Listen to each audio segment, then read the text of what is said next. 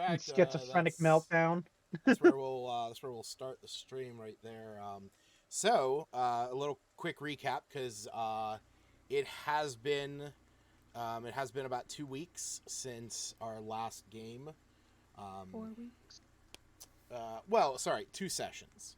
Two Yes. sessions. So last time you guys started exploring Thalavar, the House of Thalavar, the tower in the center of Lylon, where Gallio Elibro, the scribe from Neverwinter, is currently overseeing the rebuilding of it.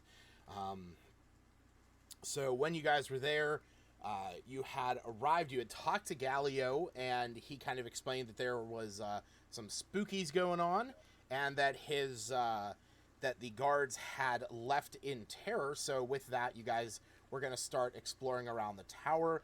Gallio staying down in his study for this time. You guys began to explore the main floor with, I believe it was Albina, Iluna, and Smith checking out the kitchen, where the only thing that they found were some more guard supplies, some construction materials, and a rat that scurried out through a hole in the wall.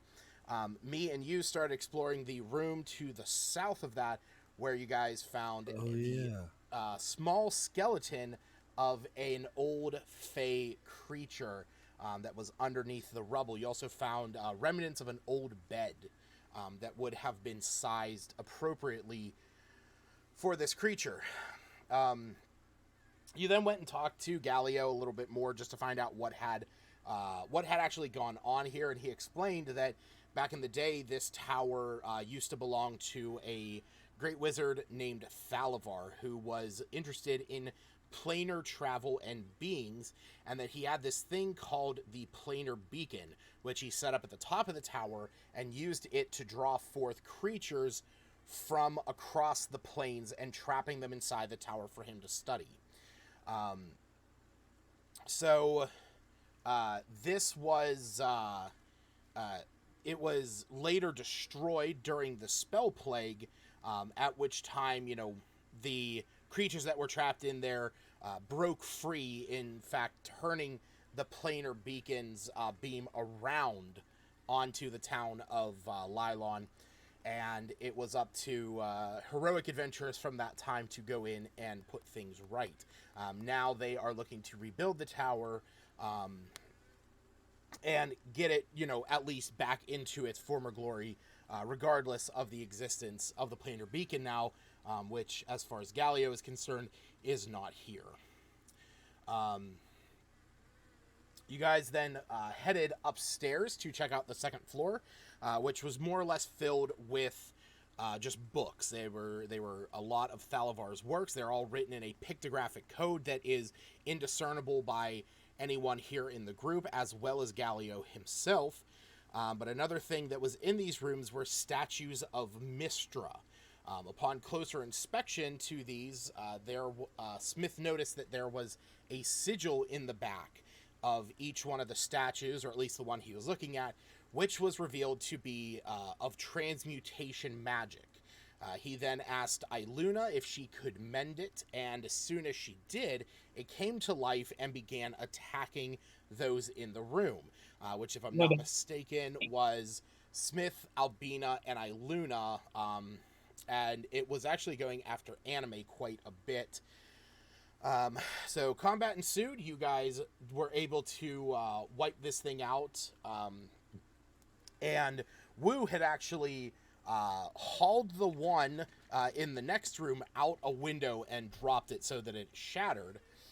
It was during this time, though, that Gallio and Iggy came running up, Iggy with fire bolts in his hands ready to attack, Gallio telling him that imploring him not to release the fireballs because he did not want to set Thalavar's works on fire. After the battle, you were able to determine that it was the fact that these markings being vandalized was actually what broke the magic. So you decided to just leave them as is. Gallio, as well, agreeing that he was going to leave them as is. And then from there, after exploring around just a little bit more, checking out the other rooms, you guys headed upstairs to the third floor. This area mostly just being filled with rubble and an unreachable passage. But after looking around a little bit, me decided that he was going to use his ghostly powers and step into the ethereal plane to move through the one wall using his ghost step ability. Whenever he did, he arrived into a bedroom that he soon learned was the old bedroom of Thalavar, where he actually found a number of things on the the curio there, as well, which those included a journal, some writing materials, a couple quills and pens. But the two main takeaways from that information was that in the journal there are journal entries that are hundreds of years old, or they're at least 100 years old. But then there's about 100-year time skip in the journal, at which point the oh shoot, that changed. At which point the journal entries stop and then start again. But they are in the same handwriting. But it appears as though the newer entries had started just a few days prior, written in a purple ink. And after taking this journal out to the rest of the group and investigating it, it was also remembered that the same purple ink noted in this book was the similar colored ink that was blotching Galio's robes. With this information, you guys decided to head upstairs and continue exploring around up there for a little while longer. And once you got up there, you found that the top floor, where you're currently located, was filled with mostly rubble and debris. There really was not much up there until you guys started digging through the actual rubble and debris, at which point you were able to find a human remains. You were able to find the remains of you were able to find the bones of someone here in kind of scholarly robes. And the last thing that happened was, as soon as you started to investigate it, me heard the sound of a voice in his ear whisper Thalavar's name. That is where we're going to pick it up.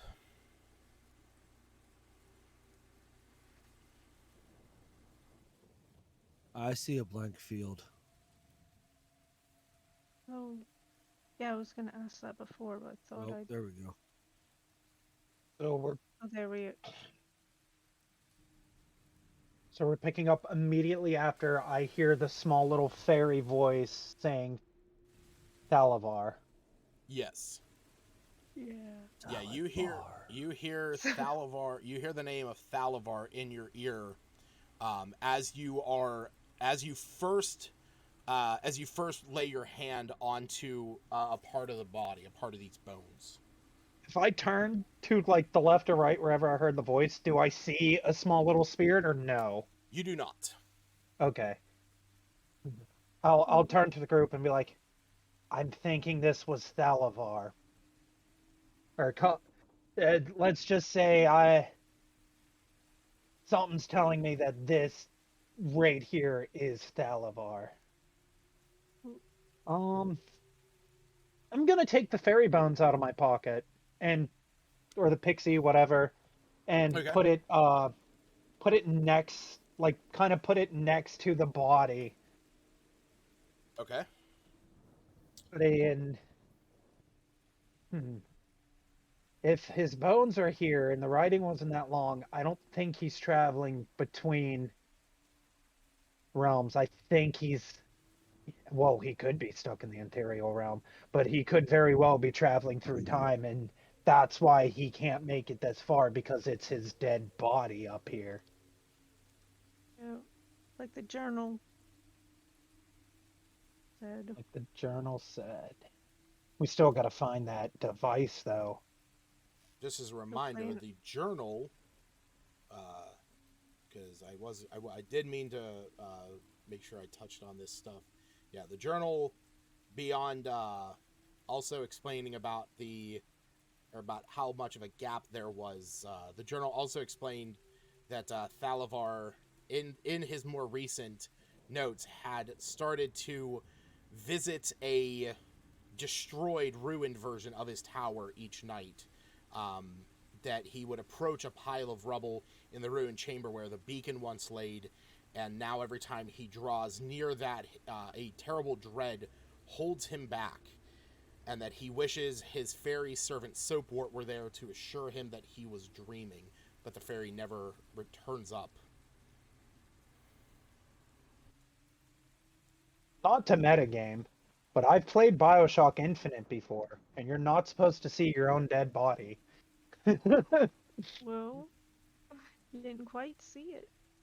Exactly, that's why I'm thinking it could be that, but in the journal, does it say which room the device is in? Because I think I vaguely remember asking you if this is the room the device was in or if it's somewhere else and we're just not really searching for no Um, reason, but so Galio explained that the beacon was located at the top of the tower. with it Yep. collapsing, the beacon could have definitely went further down. Mm-hmm. Okay. I I'll look thought to hmm? I thought they knew or strongly presumed it to be destroyed, and that's why they came back to try and repair it. What's that? Like the council wants, or at least the college that he was sent from, are interested in repairing it. Yeah, the council Repairing the came back in tower. part to rebuild the building. He's not so keen on that. He definitely explained that he was sent by a college of mages to rebuild the tower. Um, okay. I mean, we can if we head back down, we can ask him if he We believes that the device is still at the top of the tower, or if he has any information that the beacon would have collapsed to lower levels, a catacomb level, something like that. well, yeah, I was gonna say we should probably just see him. We want to see him about the ink. Anyhow, Yeah. the ink on his robes that match the ink of. Hopefully now that the fairy servant is here with his bones, if he travels to this plane, the servant can guide him once again. Maybe. There's nothing else above us, right? What was that, Like Smith? power. There's nothing else above us like power. Right? No. Yeah. There's nothing more above you. The only thing that's on this top floor that you guys are on, um, beyond the rubble and debris, there's that crane that's being used to hoist the rubble and debris up and down the scaffolding. This appears the top floor is completely covered in rubble. It appears like they're kind of working their way up, trying to clear out as much on the bottom, and then Gallio probably focused on trying to get like an area for his study, and then the library, and then beyond that he was less focused, but kind of moving their way up. This where Albina saw the ghost. I'm sorry, you sound like you're underwater. Is this where Albina saw the ghost? Yes. Yes, this is where Albina saw the ghost. In fact, she if you ask her in game, she says that she saw the ghost right about where she's standing at the moment. Right. Hmm. So I mean, I'll go over where she is and see if there's any rubble or anything to search for to see if I can't trigger another ghostly vision because he's had two now in this tower. So, So did sorry. Septis. Septis had a vision. He told us, right? I don't remember, to be honest. I don't think he remember did. either. In my notes I put he did tell us after. Seftis had a vision, which he did, if I'm not mistaken, he did tell you guys where he kind of saw the tower, like in its former glory, and then back to its like rubbled state. And Smith nor Albina mentioned the rotten food yet, because that's another odd thing that shouldn't have happened but did happen. Right. That was something They that didn't was tell us, something that was between them when they were still in the library. Right. Well, I feel like we should talk to Galio a bit more and show him what we found. But I'm willing to wait until you decide what we want. Or somebody wants to do anything else. Me was just gonna say about how you guys can go ahead and head down, and he'll continue staying up here and searching. I will say that as you do search through the rubble over where Albina is, you don't really find anything, at least in the quick searching that you do. Okay. Yeah, let's head down and talk to him, because I have a few questions about this beacon. I think it's more than just for, or what he believed it was. If it's bringing people through time and possibly resurrecting the dead. Okay. Detect magic's not picking anything up? Detect magic is not detecting anything up there. Nothing on the ferry or anything, dead ferry? Nope. The only thing that I would even say about the fairy skeleton was, and I think I kind of pointed this out when you guys first picked it up, was that it had like fey creatures almost have an innate magic that you kind of get that residual faint glow with your detect magic, that vision that you essentially have with that. Beyond that, though, there's really nothing.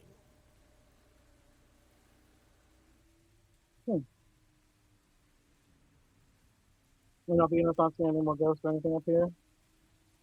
She doesn't see anything. She doesn't sense anything. Yeah. What's everyone doing? I'm sorry, Smith. I'm having a hard time hearing you. We're going back downstairs. Is that what everyone's doing? Yeah. Yep. I was Yep. gonna Okay. say, if no one else started heading down, Iluna would. She's already spoken with him a couple of times, so Cool. no qualms doing it again. You guys. As we're heading down, Lucas, Uh-huh.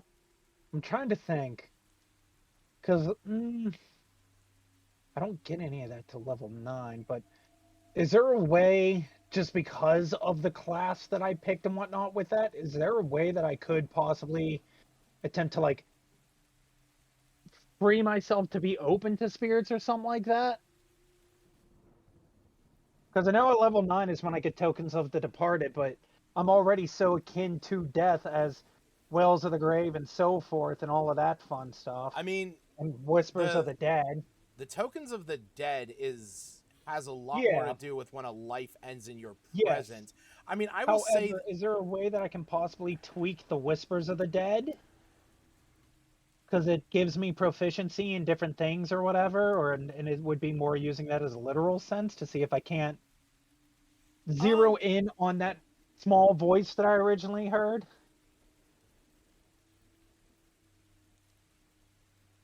Like, I'm going through what I have, because I essentially can't do anything until... So, I mean, Whispers of the Dead is more on proficiency. Yes. Let me look at your sheet real fast.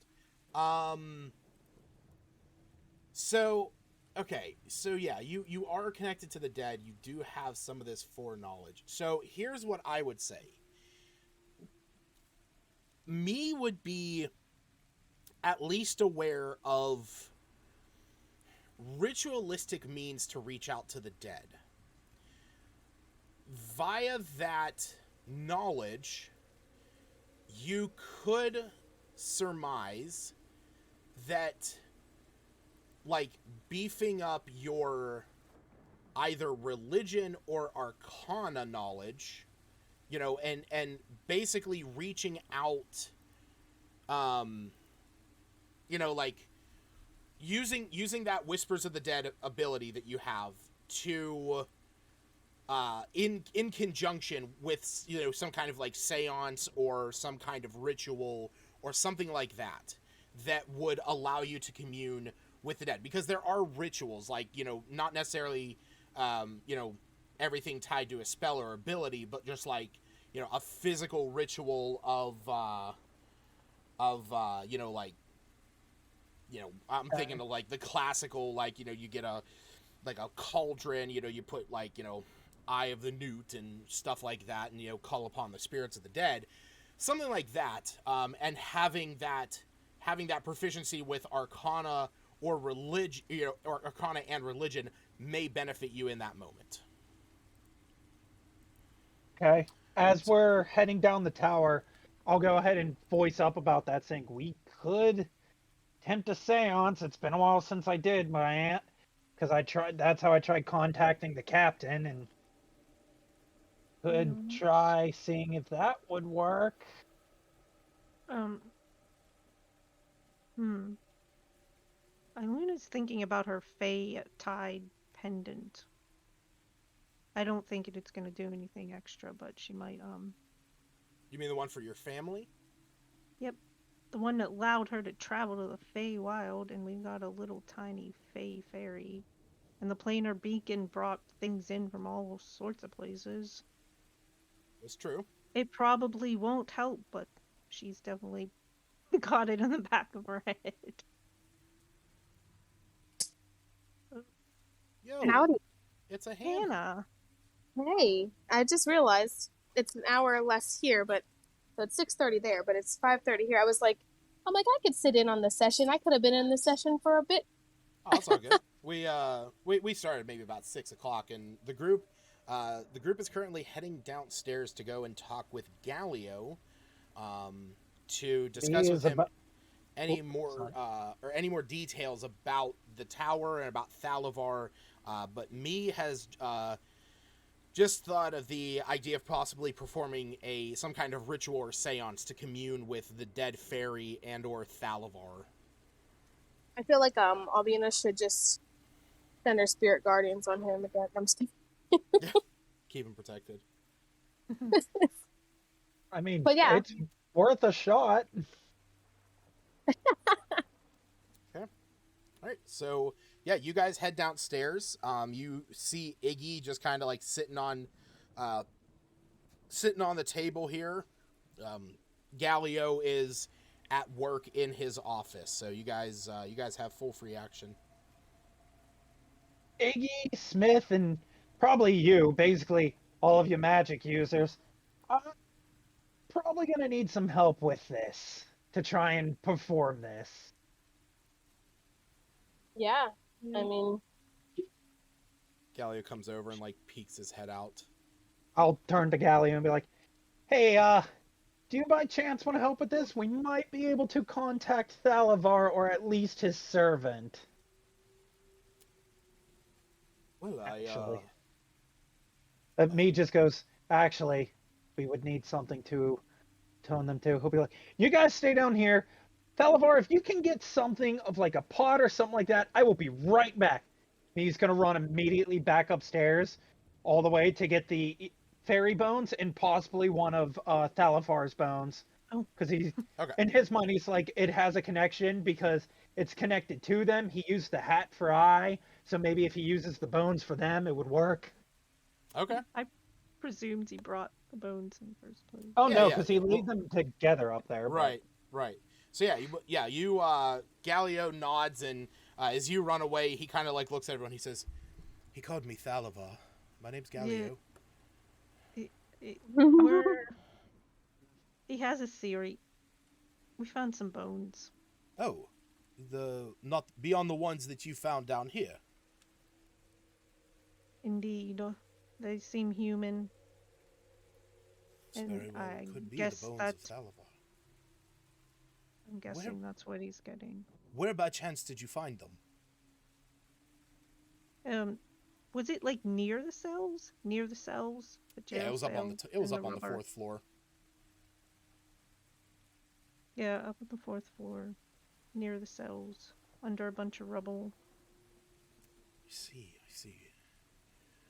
I've been so focused on trying to get these lower levels cleared out, and have not had the opportunity yet to fully explore that. When we realized that the planar beacon was at least nowhere to be found around here, we focused our efforts on clearing out and getting this place usable.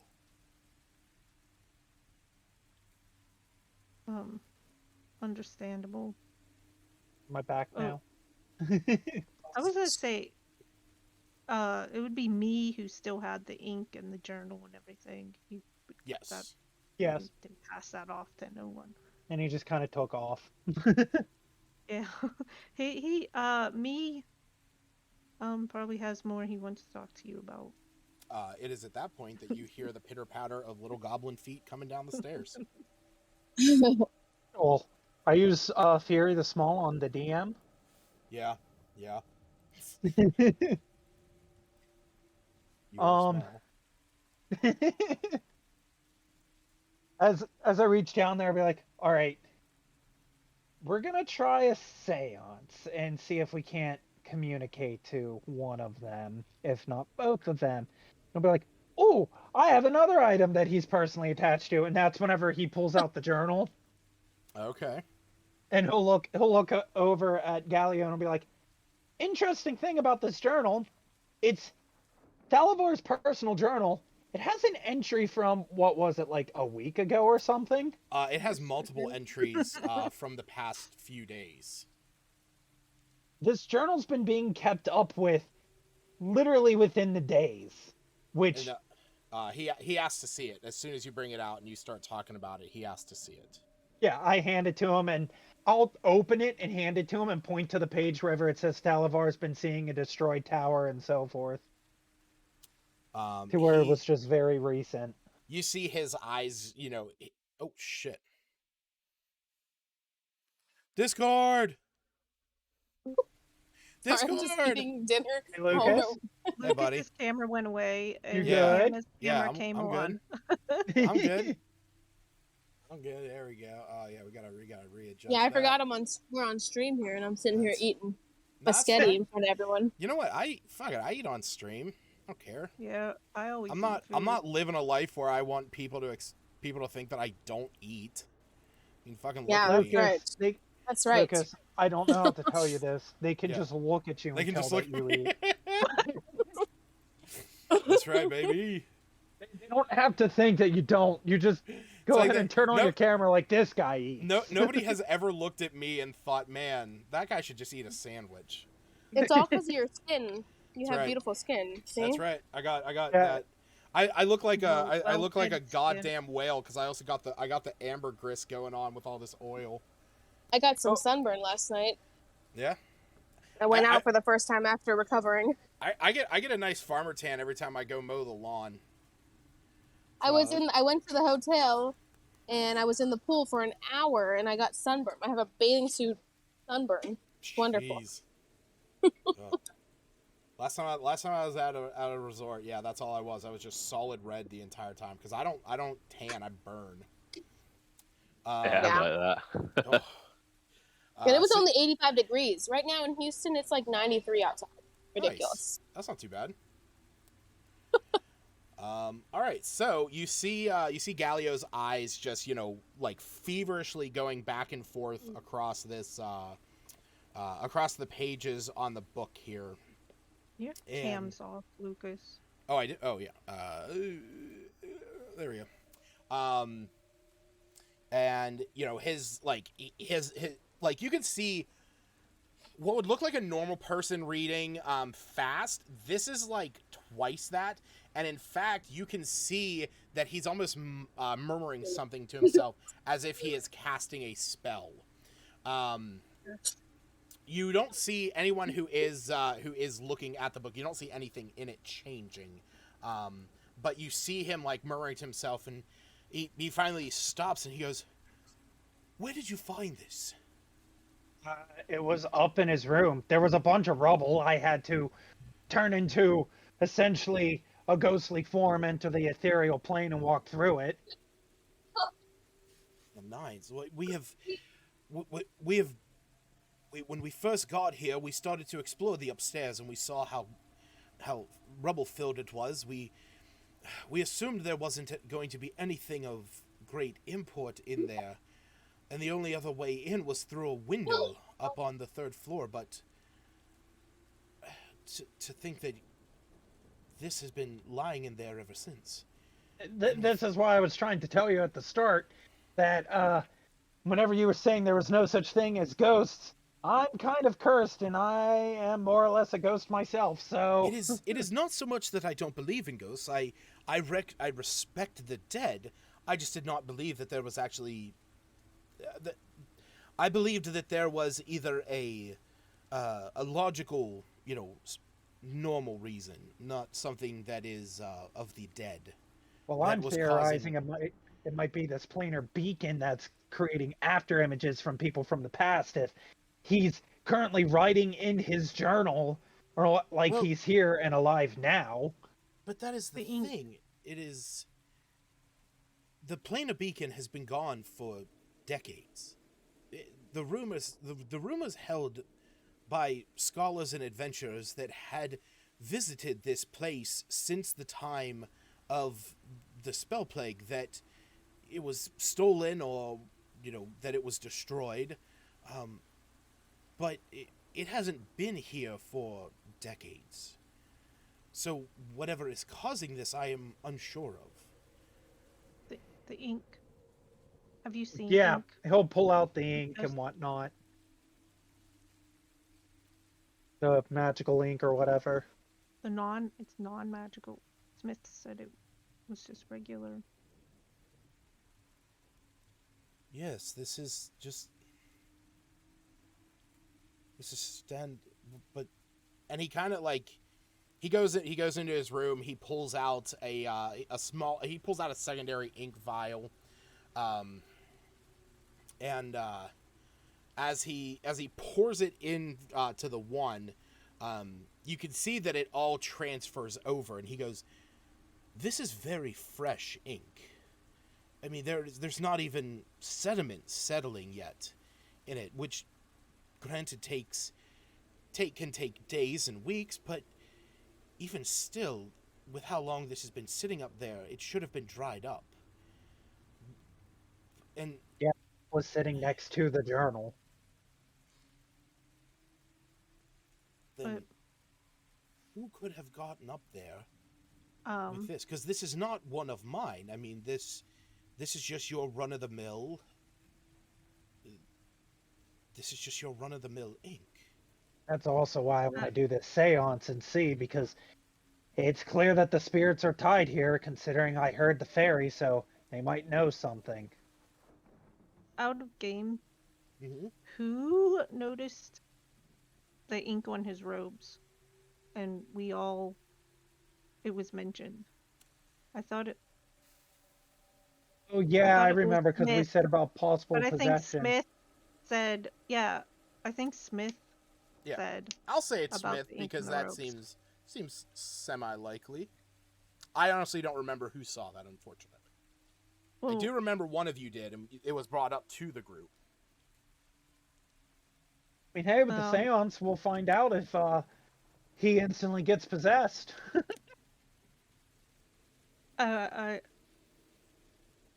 Iluna would glance at his robes. If she sees the same ink, she'd say, Yes, in fact, you do when you look at It's his similar. robes. I know on the picture that I posted, it doesn't have them, but his robes are dotted with purple splotches, similar to the ink that is in this jar, in this well. she would just gesture to them and say, it looks the same. Gesture to That's the who? ink. To the party or to him? To hit, yeah, to Galileo and his robes, and just And it looks the same.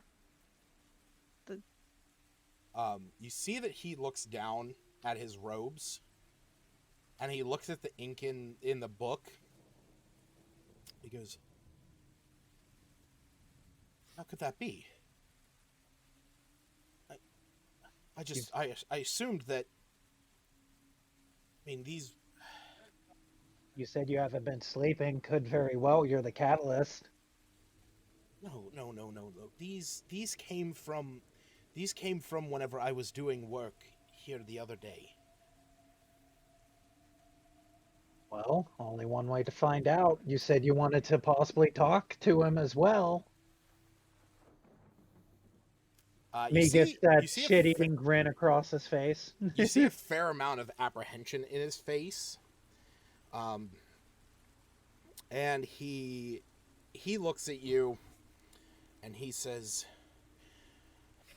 "Look, I am willing to try anything at this point. To get the workers back in here to put an end to whatever is going on.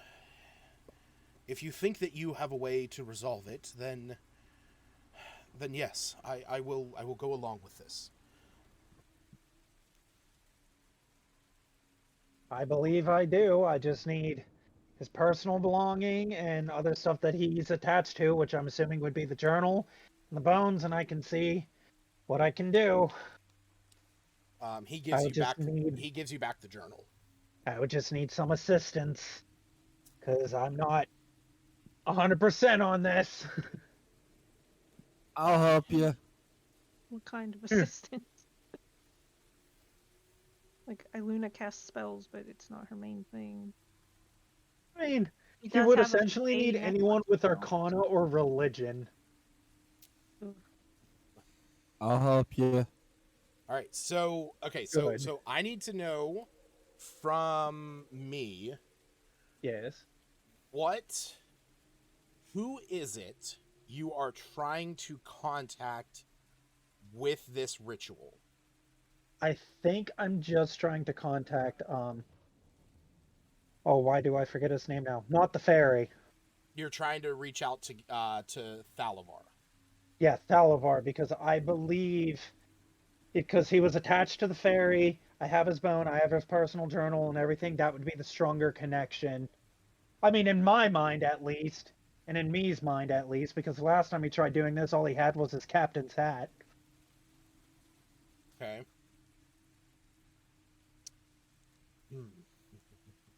Okay. Would you want any of his scrolls? I mean, they have his own special code. It's just like basically anything with personal connection and whatnot. Because that's like, I'll do religion because that's what I have higher on because of Whispers of the Dead, but Funny enough, my Arcana and religion is the same. So when you keep saying connections, you actually see that Galileo goes back into his room and he pulls out in this bottle, this glass bottle, a quill that he explains is the one that Thalavar used to pen his works. He says this is the quill that Thalavar used, so that I was able to recover. This might be useful to you in this moment. that'll work. All right. So whoever is helping in this, you can either roll a religion or Arcana check.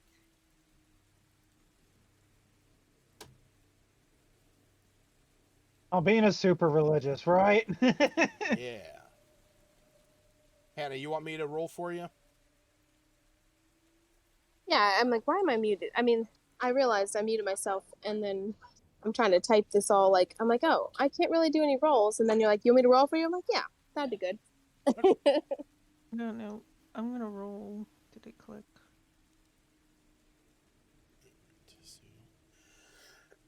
So we got a 22 Arcana from Let me see. you for Albina there.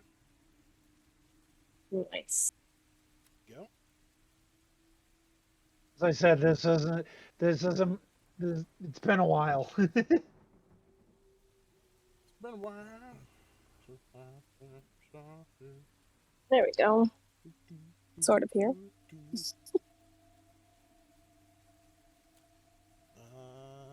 Looks like we got. Steve, would you like to roll? I suppose I can. I got a +1 to religion. Okay. Yeah, I I'll do thought that. you had a higher religion than mine. Mine's a I didn't think I did. Based on that There's- intelligence. All right. So you. Oh, you know what? I should actually. Iggy? Here we go. Yep, that's what I was just thinking. Well, we're also I gonna have wonder Galileo. Galileo got a Oh. nat 20, Damn. Oh. Good for him. and Iggy got an 11. Maybe. So, I knew it would hold her pendant, but that's just for flavor. okay. So yeah, Jared, why don't you explain like what do you do during this seance? Like, what do you do to prepare it? What are you doing during it? I'm probably, like I said, taking like a bowl or something, putting it in the center of the group, throwing in like the book, the bones, that sort of stuff. But then I don't want to light it on fire, so I am gonna put like candles around it and next to it, because I know Galileo would massacre me if one of the journals went up in flames. Mm-hmm. And then I guess as I'm getting the group together to try and do this I would be just attempting to call upon his spirit any way possible, and just to try and feed the connection of myself, I'll expend the slot for it.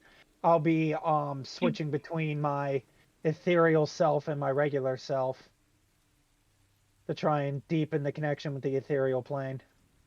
Okay. All right. So yeah, you guys start to. You set up some candles around. You have this. I was gonna put some candles on there, but it's kind of difficult. So, you start to perform this séance, and actually, Jared, just give me a straight D20 roll.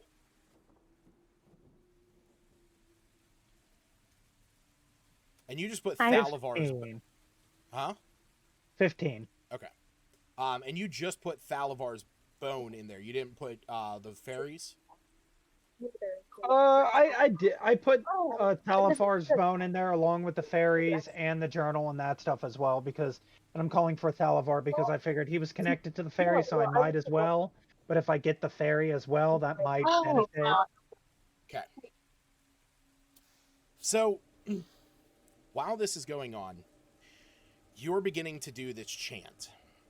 The rain and thunder outside starts to grow as the clouds begin to darken. The room chills, and you all get a very uneasy sense. From your rolls, Albina is chanting to her god, calling upon Tempest for guidance in this moment, in order to help these spirits be put to rest. You is channeling, is kind of, working off of your energy, and you can hear him, like humming along to the same ritual, calling upon the same spirits as the two of you are connected, between your abilities and his Warlockian patronage. Smith and Iluna, you guys are calling upon your powers, your arcane energies, your connections to the weave, trying to pull upon your elven ancestries to help you in this moment. and Cephas calling upon his religious, Cephas and me, pulling on your religious ties, trying to do what you can to call forth this spirit. But as you all are, you can see that the pot here in the center of the room, the smoke from these candles that are laid about it, they begin to rise and spiral up around above the pot. You can see there is some flickering lights coming from inside of the pot itself. The candles and the candles begin to flicker wildly. You actually hear in this room, suddenly everything goes silent from outside. Even though as you look outside, you can still see the rain coming down. You can see flashes of lightning out there. You can almost feel the rumble of thunder. But everything in this room goes silent. As the smoke rises, the pot begins to vibrate and rumble with everything in it. And you can actually, anyone who looks over at Galileo, you can see this almost pained look on his face. His eyes are winched shut. He has a book in his hand that he is trying to focus on, and he is mumbling something to himself. And you can see as the smoke is beginning to rise, it is starting to kind of drift in his direction. But as he opens his eyes and he sees it, his mumbling across everything that's going on, you can no longer hear one another, even though you are all still saying your prayers and helping in this ritual. And you see him mouthing something, when all of a sudden the smoke around him just kind of hits this like invisible wall. And as the ritual continues, minutes go by, as the ritual does take some time, and as it pulls back away from Galileo, as he's looking at this smoke, you can see sweat dripping down his face. His eyes have gone wide, and he is shouting. The smoke pulls back above the cauldron and begins to coalesce into a shape there. And after a few moments, it begins to take form into what appears to be a small humanoid. And as this shape solidifies, it's almost has, like, if you think of like a ghost that would have like, you know, a ghostly tail that would, you know, lead away from its body, this is almost why does my camera keep doing that? Seriously, what the fuck is going on? You can see that this ghostly figure is connected to each one of the candles as it's pulling up across the pot. And at that point, as this figure solidifies, you hear the sound of the rain and thunder once again outside as it comes back to you. You can hear Galileo just, I don't want to die, I don't want to die, please, save me, save me. And all of a sudden, the figure that is floating above this is now visible. No longer just a haze of smoke and cloud, but you see floating here is a small fairy. Mm-hmm. And it looks around in quiet bewilderment.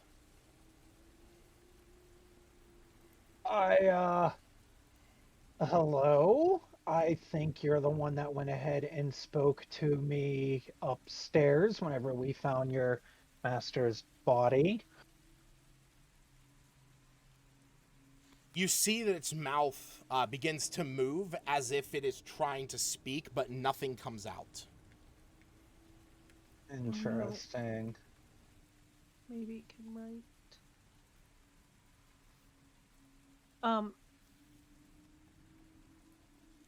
I suppose Iluna would be looking at anime. She I don't is know. she is currently like curled up on your shoulder. You can see that she has, you know, tentative eyes viewing this this fairy creature that has formed out of this smoke, but you can tell that she has like a hesitation towards it.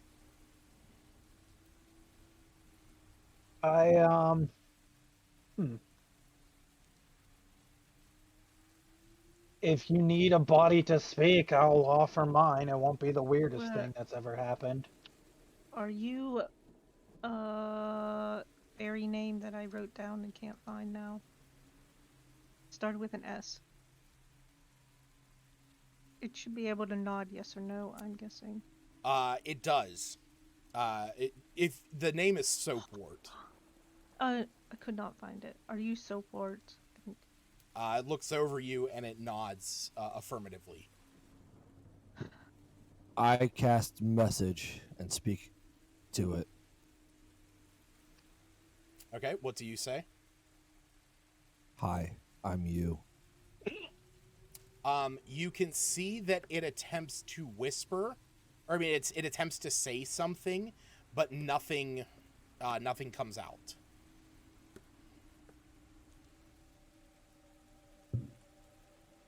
Interesting. Jared, roll me a history check. Okay. That's a 10. As far as you know, everything that you did, should have worked to allow this to happen. Like, you know, for everything to work the way it should. So you're kind of, you know, a bit bewildered about why this this fairy this fairy spirit is not able to speak. Oh, I thought. Like, the only thing I Previously- could think of is by chance of the spirit attempting to possess me so it can speak. We knew it was missing a jaw. Its bones, at least. Oh, shit! You're right! All of the bones are there except its jawbone, because we couldn't find it.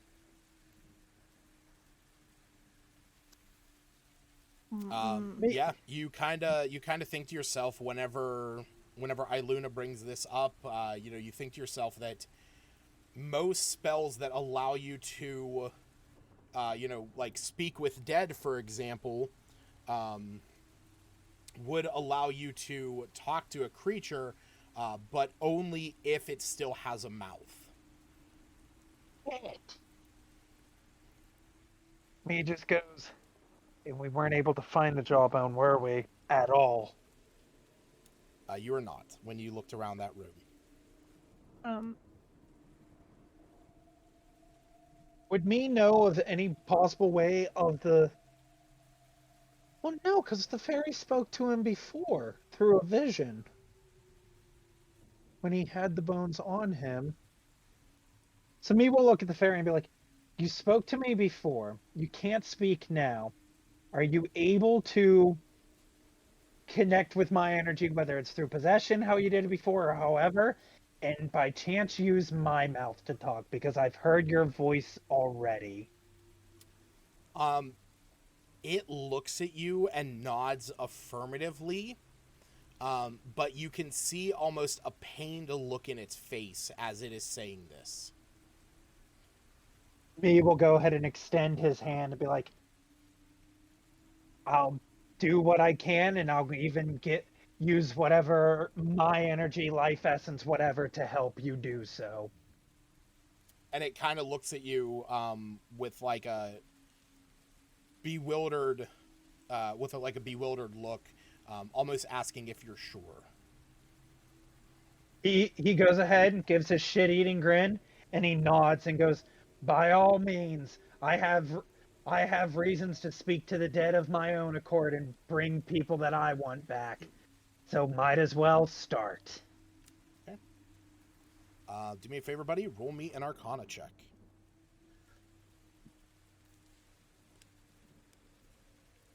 "17. So, it holds its hand out to you. As this ghostly figure moves. The streams of smoke that are coming up off of these candles extend over to you, and you can see that the moment it touches your hand, the smoke begins to wrap around you. The vibration of the pot begins again, the light kind of streaming up from it. Your eyes roll back in your head. From everyone else's standpoint, you guys are watching me basically, his arms extend out, his body begins to shake and convulse, and his eyes begin to glow with an ethereal light. And it's as soon as the smoke fully encases him, you see Me's head looks around, the smoke just kind of coalescing down to your feet. Your eyes are aglow with this kind of like whitish blue light. And as you look around, you all hear this voice that says, "Where am I? What is going on?"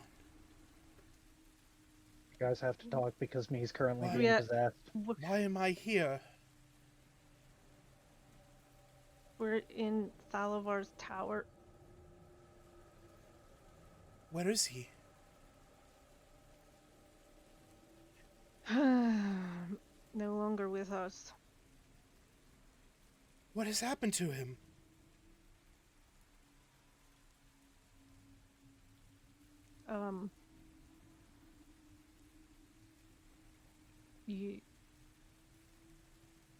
It collapsed.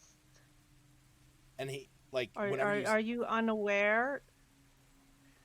you see as you say this, he looks around the room, seeing the rubble, seeing like the ruined shape of the tower. You actually see that he looks down the hall, and he tries to run past Smith, but as soon as he gets just a few feet past Smith and looking into the room, seeing the debris, you can see the pot on the table just kind of like skidding along. No. And Luna, do you stop him? Yes. Okay. Wait. Um, We're trying to help you. yeah, you see that he pushes a little bit further, and then he stops, and like the pot is almost like precariously leaning on the like leaning on the edge of the table. Iluna would, I guess, go after him and say, oh my goodness, I forgot his stupid name again. Soapwort? Soapwort. I'm Iluna. Where's she at? I'm gonna grab her. We're trying to help you. You basically grab Me's body. He's looking into that room, sees all the rubble and debris, and goes, "When did this happen?" Well, long ago.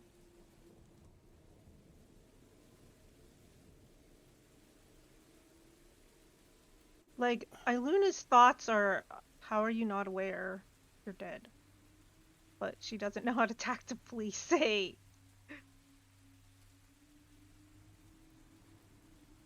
You were a casualty of this. And you see that as you say that, like, you know, he's looking around and he goes, "The last thing I remember was going to sleep the one night." Yes. Inside of the mindscape, if possible, Yep. me's currently like trying to like talk or whatever, and he's like, well, to try and help you understand, as you are currently in my body, the tower collapsed. Absterfo's dead, or I forget his name, but not important right now. His planar beacon possibly collapsed somewhere, and he has been having visions or traveling through time, or his spirit's been arriving here or something, which I believe it's been going through Galileo, but that's just my own 2 cents. Basically, the moral of the story is you're both dead. Nobody else hears this, by the way, unless it comes out of my mouth like a schizophrenic person. Yeah, no, I love that. I love that idea. Like all of a sudden, you turn his body around, Iluna, and you're like talking to him. You see you see his eyes are this, this ethereal light, and then all of a sudden he blinks and his eyes are back to normal as me speaks this. And I've watched Moon Knight. I know how this works. and then all of a sudden he blinks again and his eyes are back to the ethereal state. And he goes, I'm so confused. I just remember going to bed one night and then waking up in a fog and then hearing you calling out to me, and I reached out and then I was standing there. Yeah, well, I kind of have And you're a saying weird...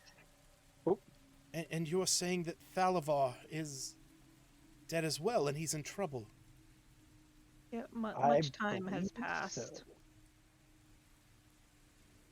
I don't know the year or anything of this world. I don't think I ever looked at it. Well, I don't know how many years it's been since the tower collapsed. So I can't. the journal or Galileo said about 100 in between those two. Yeah, you're right. It's been about 100 years or so, give or take. But for whatever reason, there's new journal entries in his book, which is over by the pot that you were trying to run away from. I can give you control of movement again if you want to go look at it. Your body walks over there, and he looks into the pot, pulls out the journal and starts reading through it. And you just see, you see this look of, pure sadness come over his face. And he says, I was supposed to be there to protect him. I was supposed to be there for him. He needs me. And you see that as he's reading through it, he finally gets to the very last journal entries, the newer ones, where it reads, Thalavar wishes his fairy servant was there to reassure him. He goes, I will help you. Whatever I have to do. Thalavar saved me. And I vowed my life to him. And this is where my voice will come out for a brief moment and be like, his remains were at the top of the tower. We weren't able to find all of them. We were only able to find the one bone, but I don't know where else his body could be or his spirit could be. I thought we found most of his remains. You did. You found most of his bones. Most it's of just them? they were just mostly buried. Yeah. And I only brought the one. Yes, down. you only brought the one down. He goes, if you were able to reach out to my spirit, can you do the same for him? I would probably need his full bones, and the issue with that is it's all buried. Well, if he's writing in this book each evening,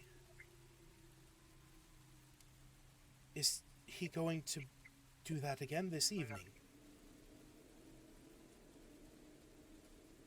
It's a possibility. It's worth a shot. I can still walk through one wall today, so I can always get in there and let you have control of the body, and we could sit there and wait, but there's no guarantee. Well, I'm willing to do whatever it takes to help my friend. I mean, we can do that, because if I just sit there for a bit, I can go ahead and recharge myself, and I'll be able to walk back out. I mean, you're in control of my body right now, so I have. If that's what we're gonna do, that's what we're gonna do. I can take you to where the bones are.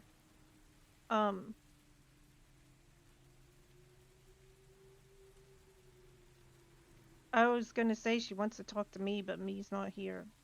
I don't know if she can. Can we do this again? I guess she'd try and look for me's face, which she saw briefly. Can we do this again with the Salivars? Just all of us upstairs.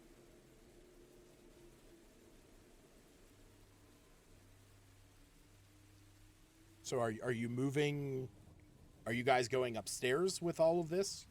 Because keep in mind, like the Choice smoke, matter.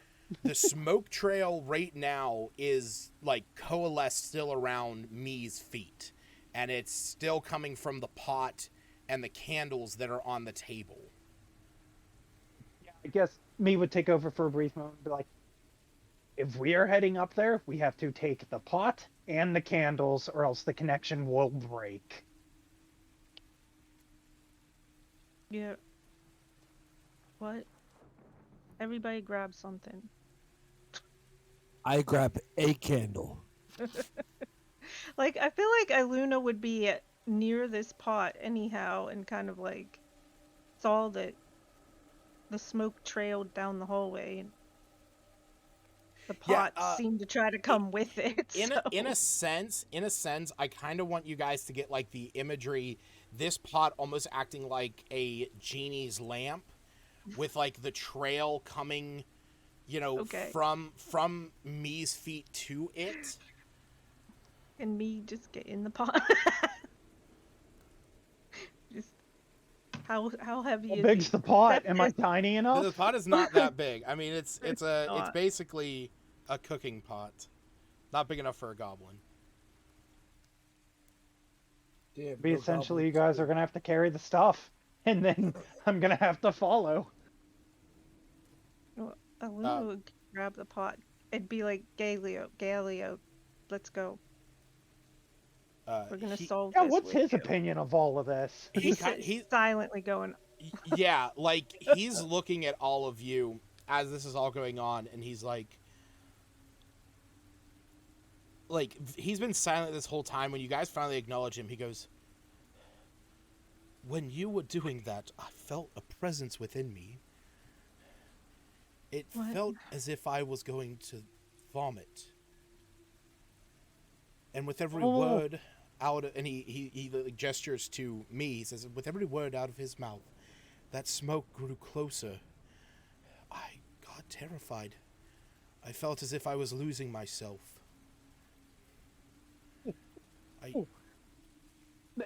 Me takes over for the brief moment. He goes, if you give in, I think his spirit's within you right now. I don't know if I can do that, though. Apparently you've been doing it every night. We're filthy to me. I understand that might be the reality, but I can't willingly get over who I am. It's not permanent. Trust me on that one. If we need to snuff it out, we get rid of the pot, it breaks the connection. Hence why I said we would have to bring the pot and candles upstairs if we were going up there. But as long as we stay here and the pot is here and my friends can keep us safe, I say give in and we can go ahead and solve this instantly. You see, he's like he's like kind of like looking around, and he's like, but it's raining outside. We clearly can't light candles in the rain.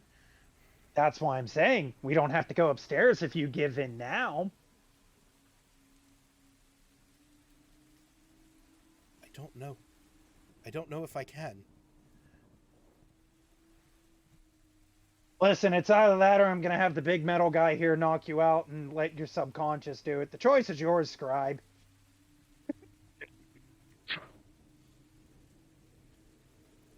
I'll roll for my intimidation. Yeah, go ahead.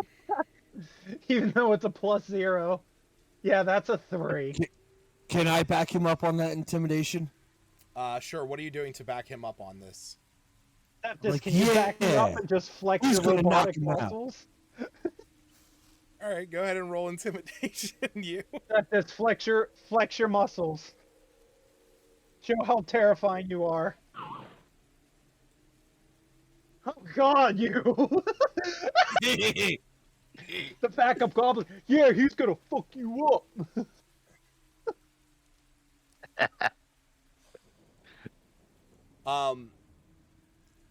He looks over at you, pointing at Cephas, and he takes a moment and he thinks about it. He says, "All right, all right." You have my word. It's not permanent, and I will get you back to this world. Just please make sure that I'm safe. We will make sure you're safe.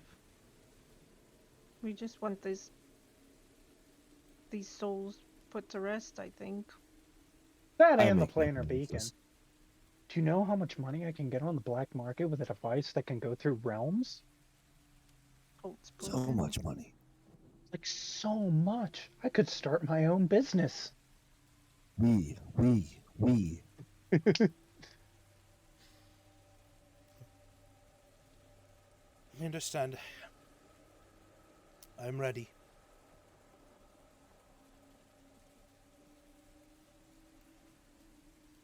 And he's standing there. He has his hand on the pot.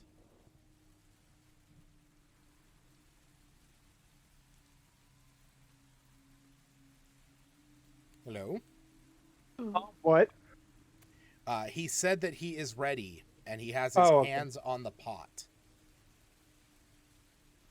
Me will start his, he'll take over his body for the brief moment to go ahead and start the incantation again of saying about the spirits and whatnot, and instead of saying that I offer myself to the spirit, I'll say Gallio's offering himself to you, as it seems you have already been here within him, and your good friend would like to talk to you as well.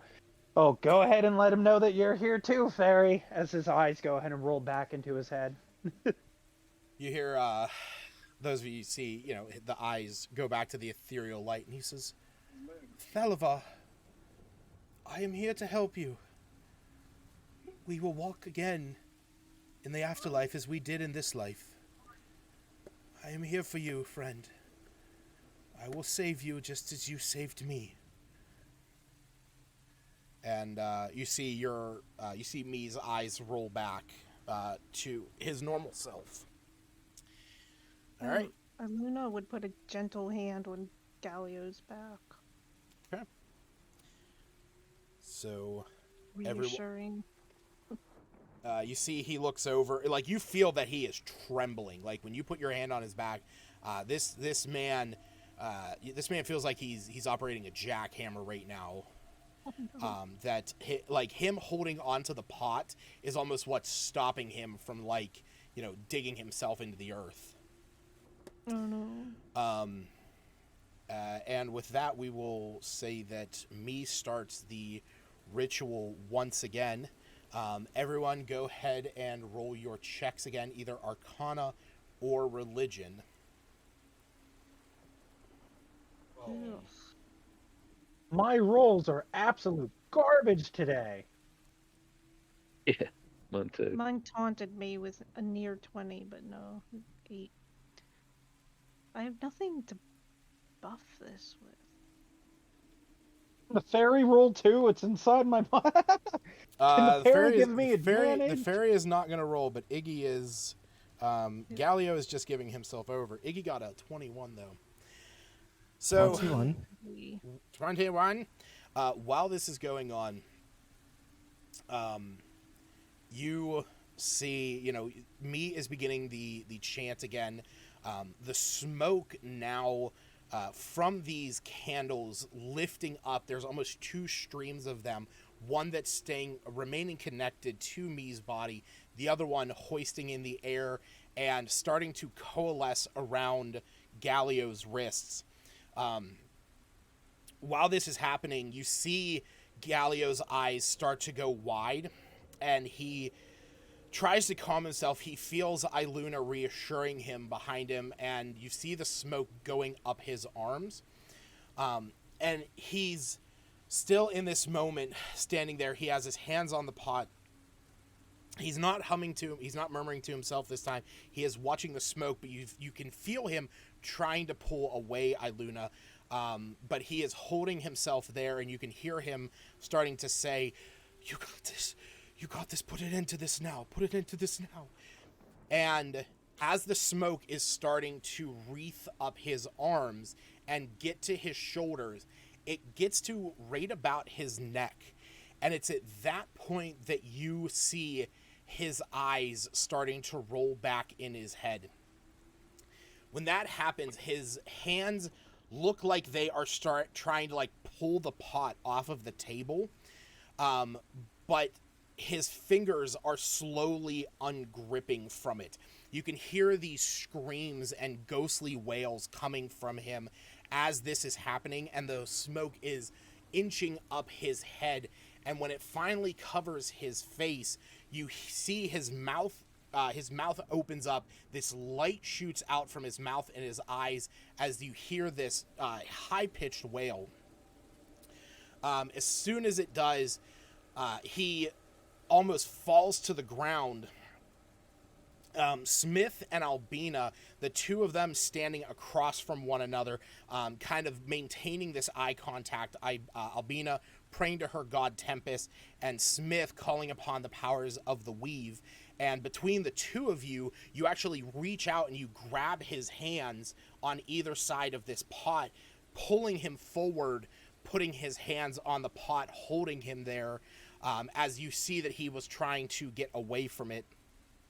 And as the minutes go by, as this is happening, you see almost what looks to be things trying to phase into existence around this table.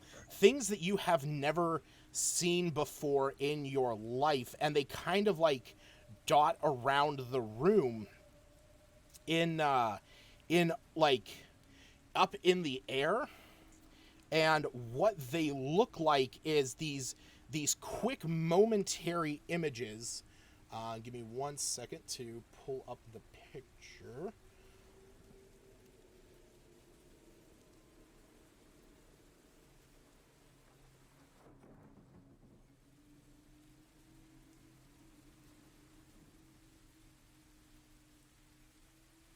Well, guys, we opened up a portal to hell. I hope you're all happy.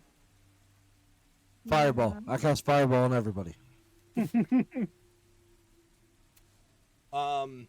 They look akin to this. They look like they are multi-armed beasts that are kind of like reaching out to grab you. But it's as they are, you guys see the lights in Mee's eyes open wide, and the mouth opens up as from Mee's body it screams in Soapwort's voice, Thalavar, just come through. You are safe. I am here for you. I am here. I will protect you as you protected me from the hunters those many years ago. Please, just come through. You are safe, and we will move on together. And hearing this voice, you see the body of Gallio look over at me, this glow coming from his eyes, these creatures from beyond swiping out, but fruitlessly, just kind of menacingly swiping through the air. And you see Gallio's eyes look over. And as this happens, the cauldron suddenly explodes. The candles whoosh out, and you are all knocked back. I relight them. Give me a second. You're all knocked back. Iluna, you're knocked into the wall. Same with Iggy. Gallio... Oh, sorry, I didn't mean to move me. Gallio and me being the only two that are still standing there.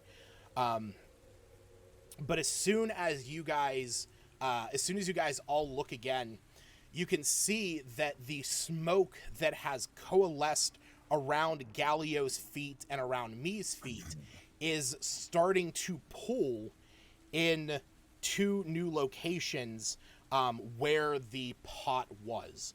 I don't really have tokens per se for this, so I'm just going to move this Sprite token over here, and I will move, I don't know, Mage token if I have a decent one. You're lucky that you have works. a decent mage token. There we go. Decent Mage token. He does not look like a red wizard of Thay, but but you guys see these 2 they are still looking very ghostly in nature, but they are no longer connected to the pot, the candles, nor are they like speaking through Galio or me. And actually Me, you feel yourself back to presence. You don't feel any kind of notion in your body of another essence. And you see Galio has like kind of dropped to the floor as you see you now see this ghost Thalavar standing before you, and likewise next to him is Soapwort in that kind of same phase you saw before he could actually, before he inhabited Me's body, and they are kind of looking at each other. Soapwort, is this? We wouldn't recognize Thalavar though. You would not. Yeah. Is this Thalavar? And he turns around and he nods. Here, this is a picture. This was the picture of Thalavar. Oh. Me will go ahead and shake off and whatnot. Whew. I apologize about your fairy friend here, but hopefully you can talk. Yes. Okay. It's like We couldn't understand your fairy friend for a while because, seances, dark magic, talking with the dead. Apparently, if you don't have a jaw, you can't speak. See, and he looks down at Soapwort, and Soapwort like floats up and goes over and hugs Thalavar around the neck. Ghost hug. He looks around and he says, "I am back in one of my nightmares. But who are all of you?" Not a nightmare. This isn't a nightmare. This is I guess the future for you. You have been dead for about 100 years. You've just been whenever our good scribe here, or the new caretaker of the tower, would fall asleep, he gestures to the person that's on the ground, and you would take over his body.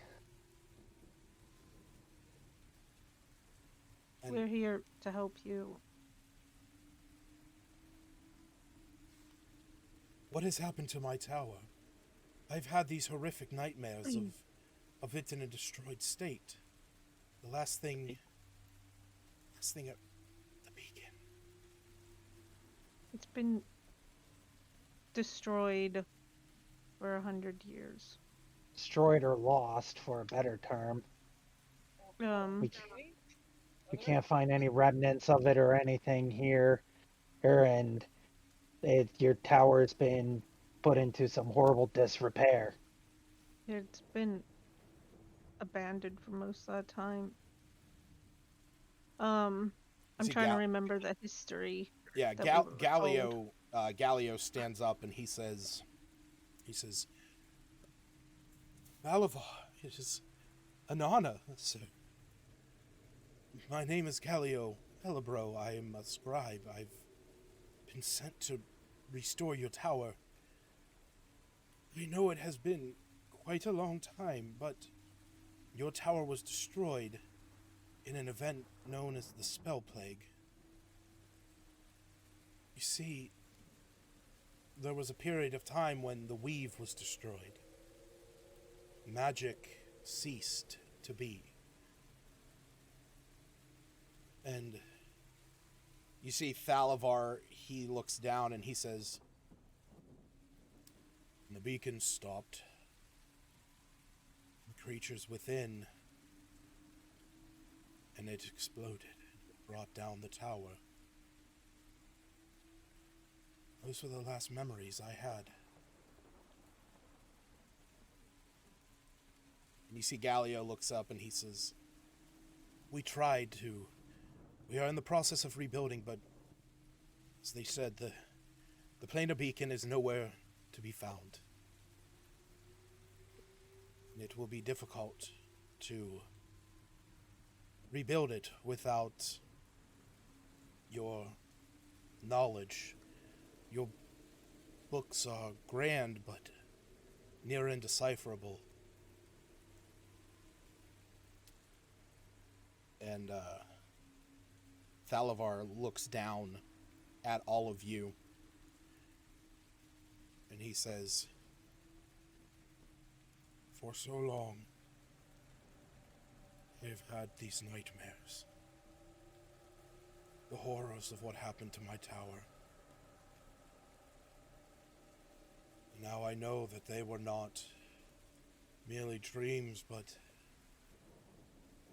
presence into the reality. And my dear Soapwort, as you have found your falling because of my neglect. Sorry."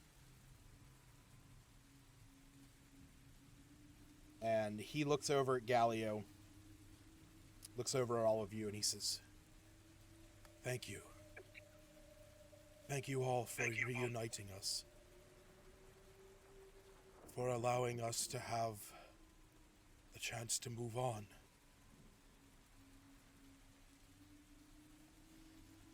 And you see he goes over to Galio and he says, "I will bestow upon you the knowledge of my cipher, so you may continue down the path that I sought to bring to this world, but learn from my Can I know your mistakes." cipher too? God And you damn see, it. Me just goes ahead and like it hits his hand going, "Stop that." No, I want to learn how to do his stuff too. He can teach him to him, and then Galio can teach you.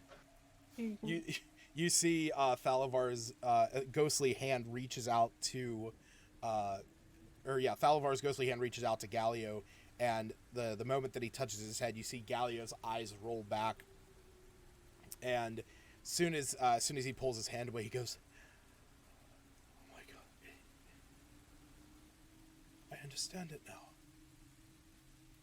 It all makes sense. Thank you." And Thalavar's ghost looks down at all of you and he says, "No. Thank them.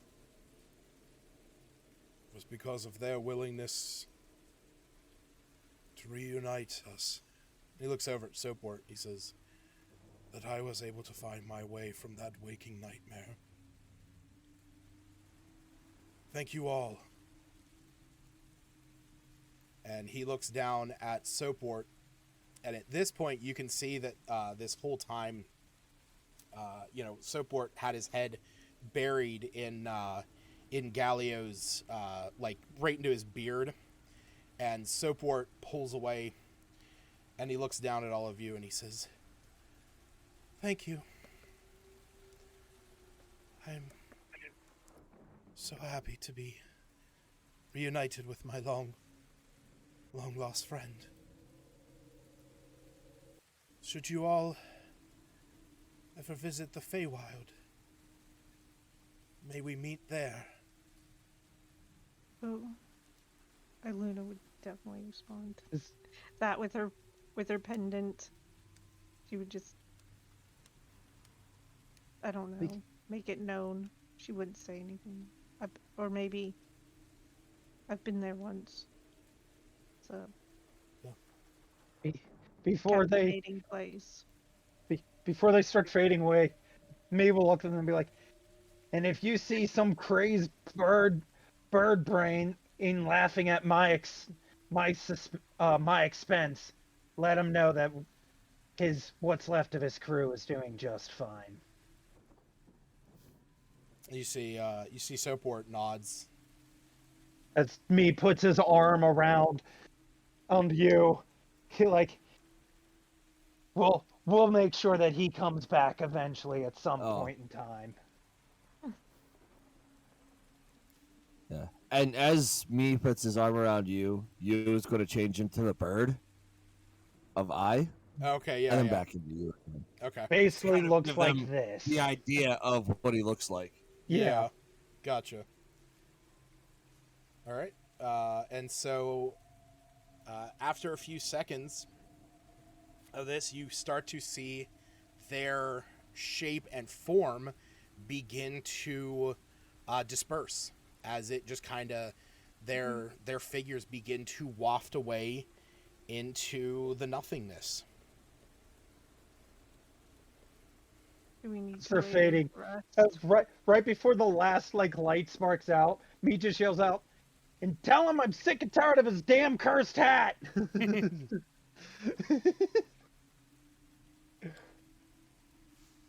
All right. We should All right, bury level them. up. Not level.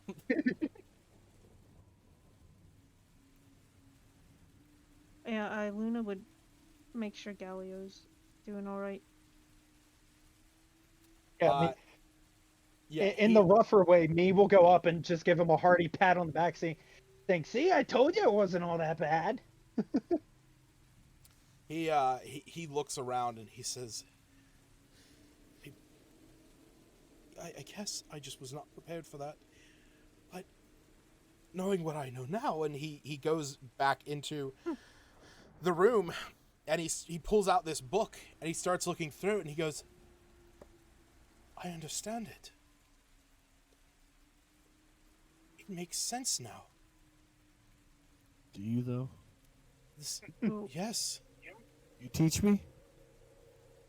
I mean, it will take some explanation. It'll take some time and to explain it, but in time I could.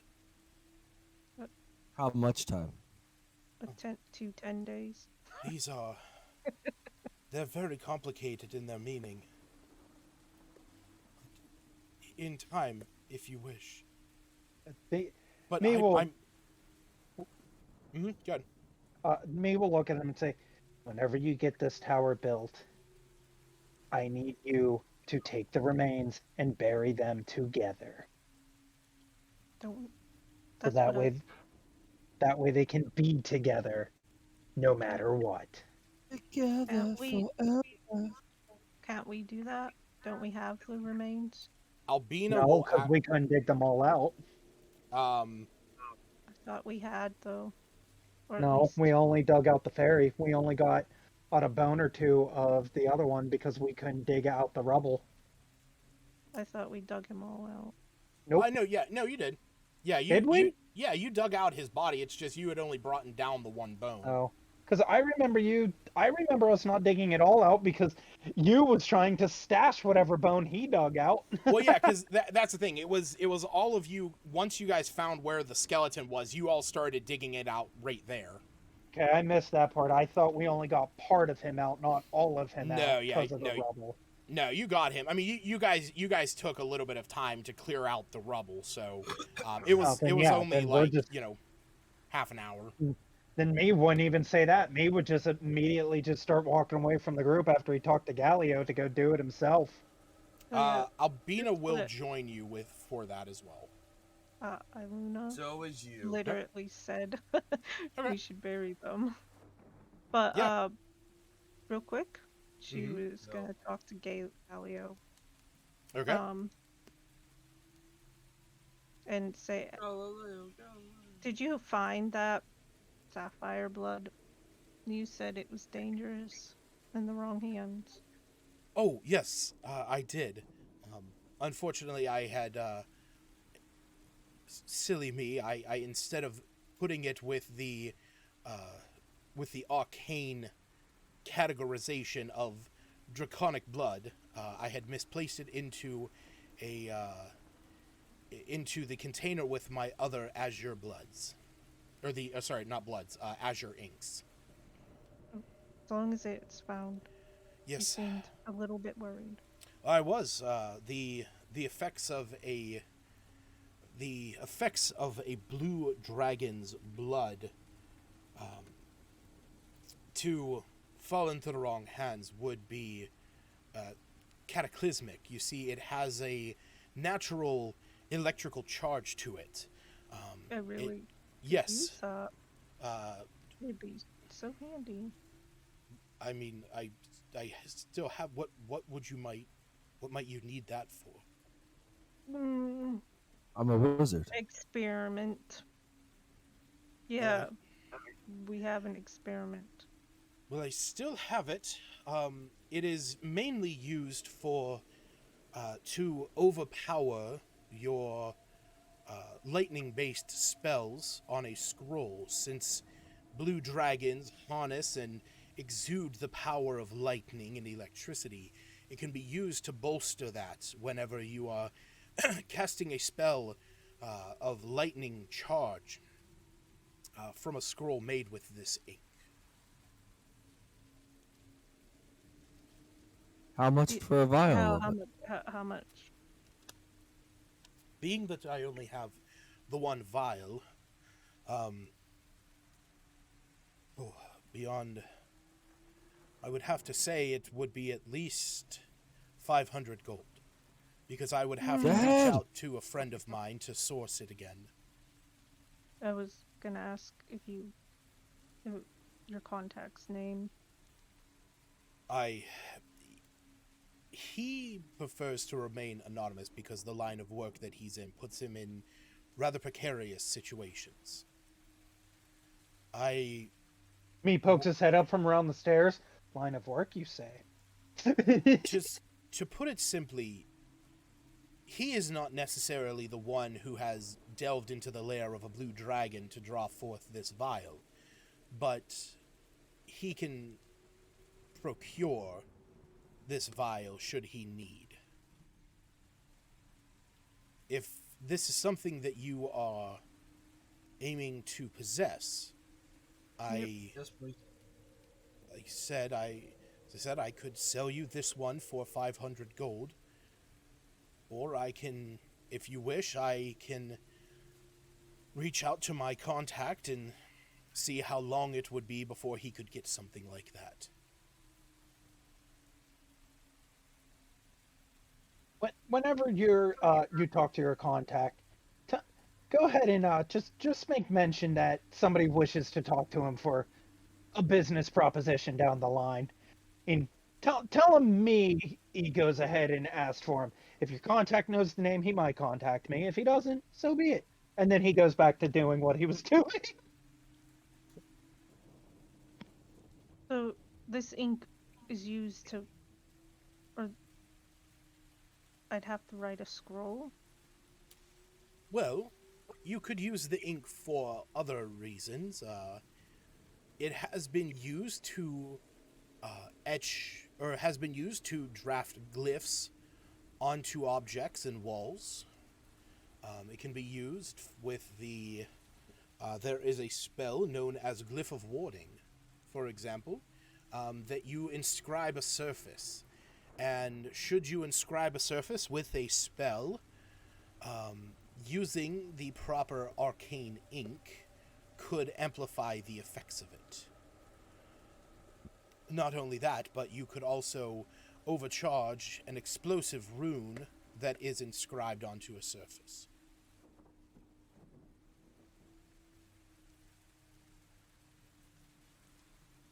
Hmm.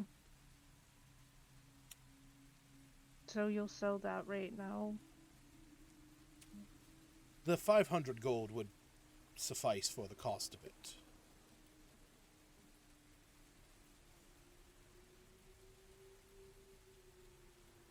Hmm.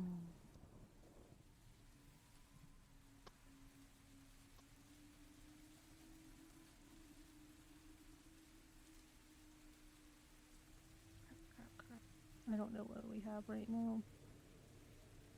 Nope. He's dead. Oh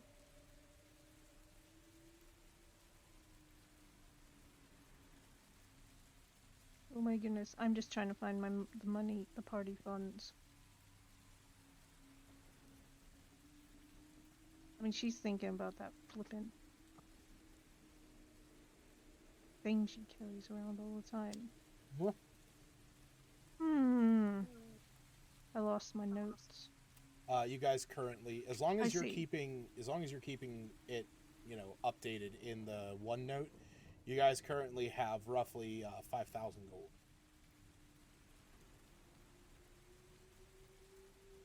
I couldn't find it in the OneNote because the treasure isn't accurate.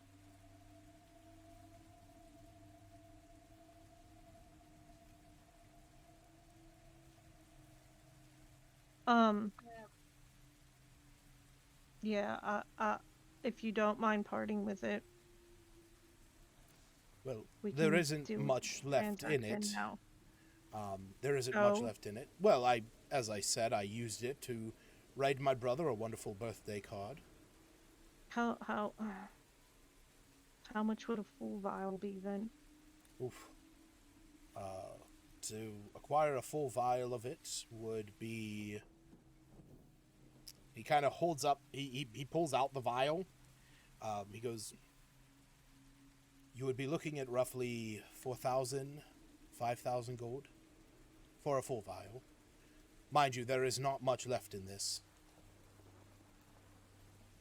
But again, you are asking to purchase arcane inks crafted with the blood of a blue dragon. It's not just your run-of-the-mill, everyday ask. Right. I'm just wondering how much power? I don't know. I didn't understand the whole lightning thing. How much amplification does it do? How much will that much do? So the amplification is going to be by a magnitude of however many, or by a multiplying factor of however many, uses you use. So basically, the vial that he would be offering would have 5 uses in it. So essentially, like if you were to scribe a scroll of lightning bolt, for example, which is a 3rd level spell, you could use that ink, and you could basically use one use of it, and then that would double the damage on it. So, or if you used like Glyph of Warding, for example, Glyph of Warding can be used to scribe an explosive rune, which causes a 20-foot radius sphere on whatever you scribed it on, and that deals 5d8 damage of the particular kind, so that would be doubled. You could also, triple it beyond that. But keep in mind, that does require you to spend the time to scribe the actual scroll itself, and then from there to, just keep that in order and then cast it. Scribe the scroll. None of us can do that, just Galio. That's not true. Anyone can scribe a scroll. It just takes a while, and it takes a while, and there's also complications that can arise out of it. So Unless you're you who has bullshit stuff. Well, to cast a 3rd level spell into a scroll takes an entire week, and it requires 500 gold worth of materials, and but you are also going to need to have somebody who is proficient in Arcana spending the entire work week doing that. So that would either be Smith or you, and it can only be one person working on it at a time. So without all that, the ink on itself's kind of useless. The ink on itself could be used to cast the spell Glyph of Warding, which Glyph of Warding has a material component of incense and powdered diamond worth at least 200 gold, which the spell consumes. So you would have to use 200 gold worth of this ink to scribe whatever the spell is. So that's the other thing. Like, Glyph of Warding basically is you have two options. You can either put an explosive rune onto an object or a surface, or you can store a prepared spell of 3rd level or lower in the glyph by casting it as part of the glyph.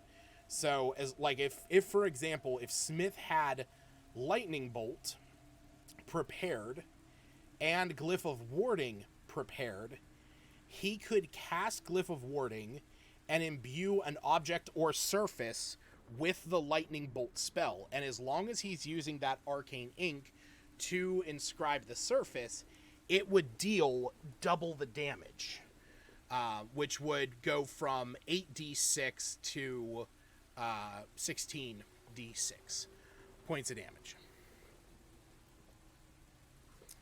Now again, that's to create like a line. Like, the explosive rune is a 20-foot radius, so there is differences there, but that's essentially what that ink can be used for, because that's Galio's specialty, is arcane inks. So, you can spend time scribing a scroll using arcane ink, and it bolsters the effects of that spell.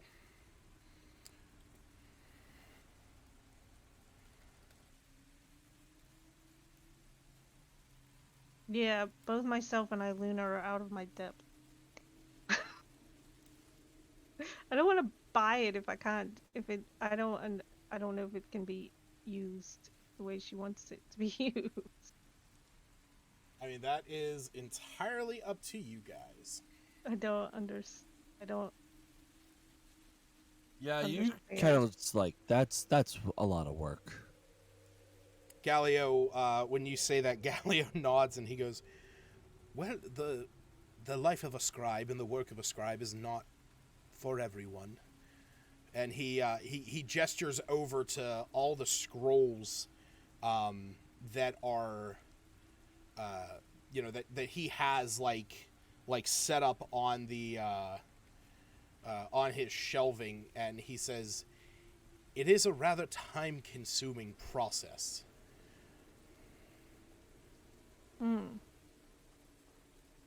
It seems like it'd make a big explosion, though. The Glyph of Warding spell is rather powerful, but you can imbue many different spells into it. For example, if you are attempting to, give somebody a message, you could imbue the spell Magic Mouth into a letter, and then send it out and have the Glyph of Warding activate when the person that you are that is meant to receive it strikes their finger with a blade and drips a drop of blood onto the page, at which point the spell would cast and read them their message. This has actually been used in a number of cases where secret messages have needed to be given out, and they only want one person to be able to utilize that. Now, granted, it is a bit of a costly spell, but it is rather useful in the appropriate hands.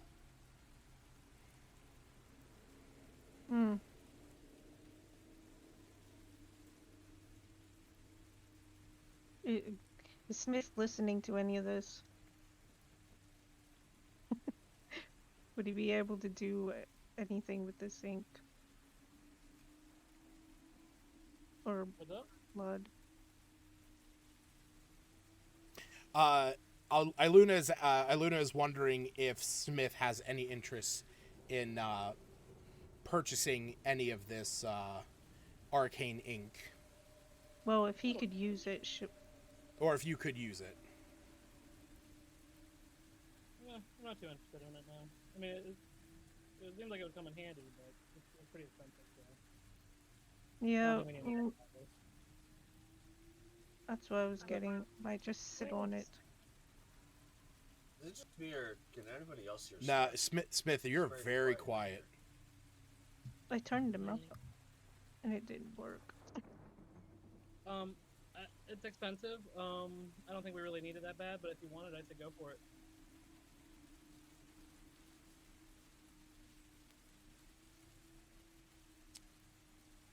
Well, that's up to you guys. You guys can think on it.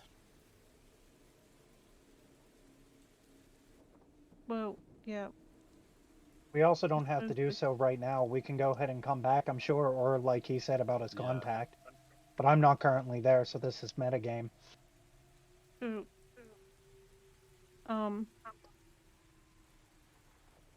We'll wait on that. Galio nods and he says, "Well, I intend on being here for quite some time, so you have time to decide." Thanks for explaining it. I was mostly concerned it was just missing. I didn't know how powerful it could be. Again, in the wrong hands, it could pose disastrous, but like I said, that would be in the hands of a nefarious mage who had ill intent and access to such powerful spells. So they are few and far between. You. No, you mispronounced. It wasn't few, it's you. In between. So we'll say at this point, anyone who wants to go outside, or anyone who does go outside, you will see that me and Albina are out there. They have gathered some of the shovels from the guards' packs and are starting to dig to a hole in order to bury the bones of these two. Yeah, once Iluna's finished, she'll help with that. I mean, it's what she said the first time she saw the fairy bones. Bury them. Same with the fingers on Septus's necklace. Hey, Septus. Not gonna bury them yet. Nope, not yet. Wait until she finds out that me doesn't respect the dead as much as he's leading on.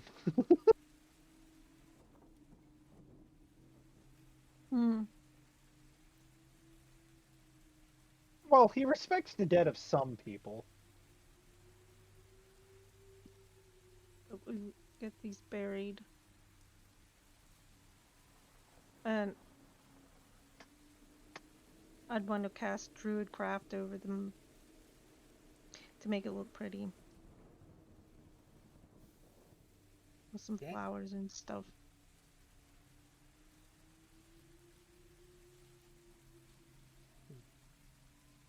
Is anyone else doing anything to honor the dead? No. Septus will go outside and just watch. I mean, I'm more or less burying them and just after I'm like putting the dirt on and whatnot, I'll go ahead and say, hopefully you're still or me will just say under his breath. That's just, hope you're still watching over us, and hopefully that we're still doing good by your standards. Albina will give a prayer in the name of Tempest. Lord of Battle, bless those who honor you. Bless those who battle no more as we lay these bones to rest. And then she will go ahead and carve the symbol of Tempest into the ground, that being a shield with a flaming sword in it.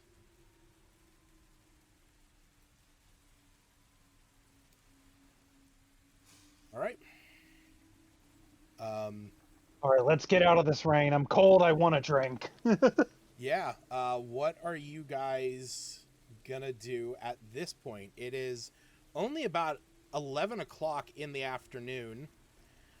In game, you guys basically were able to get to Thalavar's, the Tower of Thalavar, and get through everything in about like 2.5, 3 hours.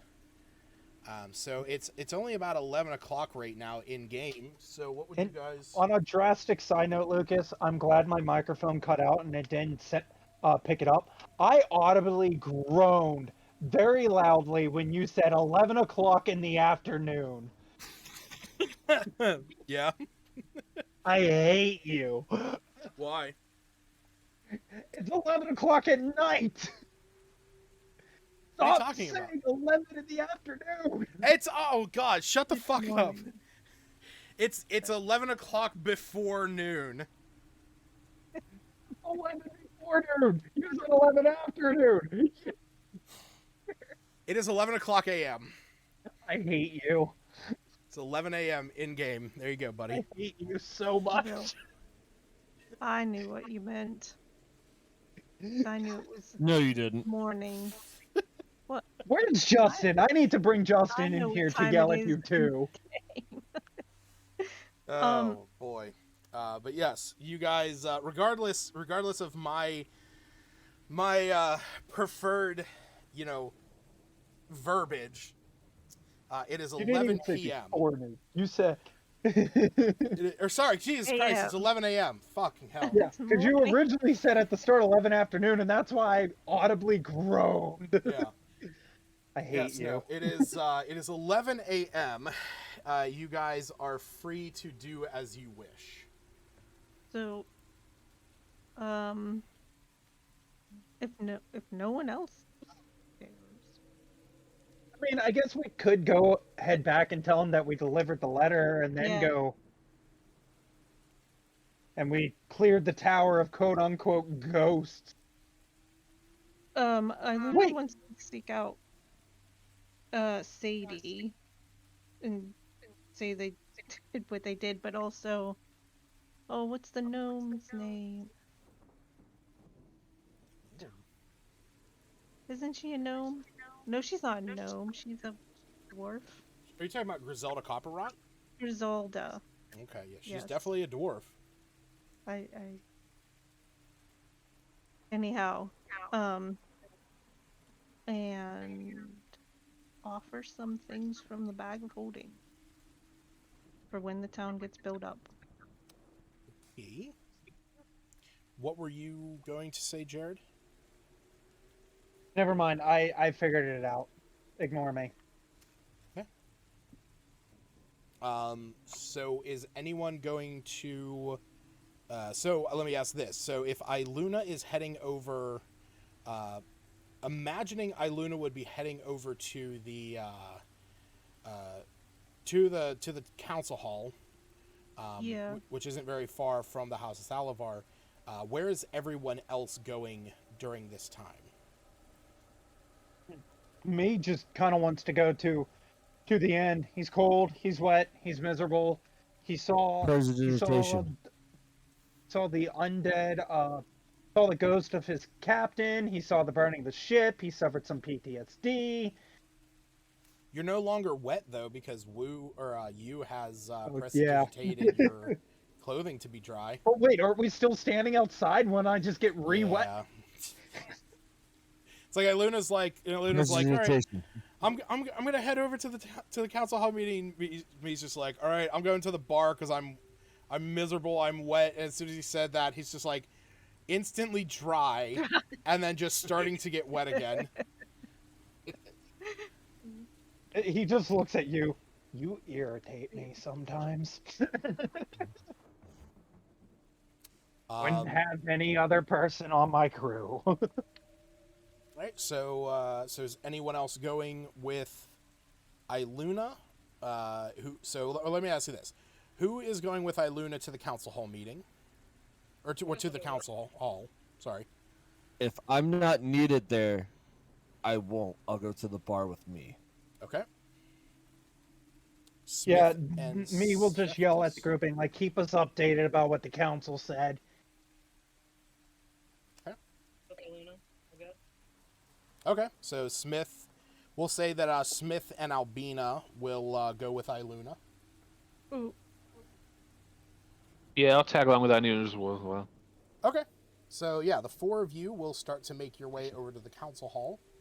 can I say that Iluna would ask how long the whole like paperwork would take from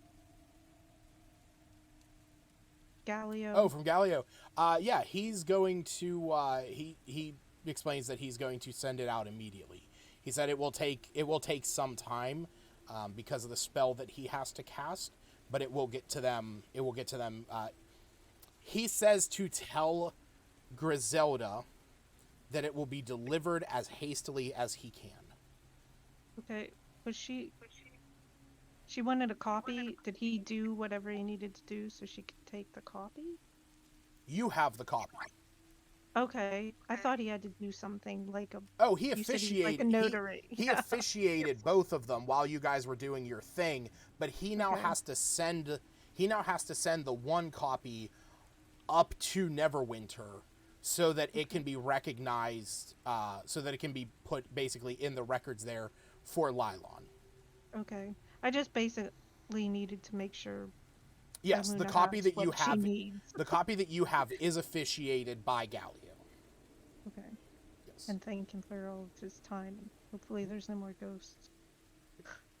So before we move on, I need to go use the bathroom real quick, so I'll be right back. Cool. I'm gonna go get food. I think I'm gonna go get another bowl of chili. Oh, you have chili? Jealous. Yep, we made homemade chili Ugh, from scratch. the best way.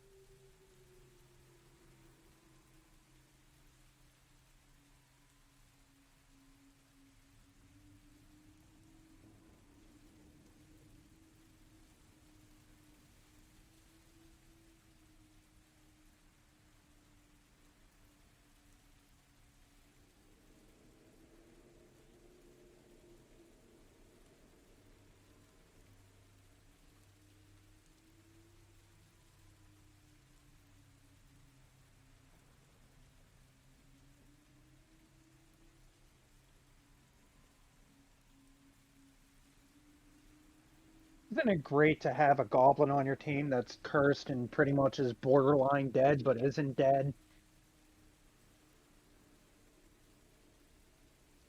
Oh, I had to unmute.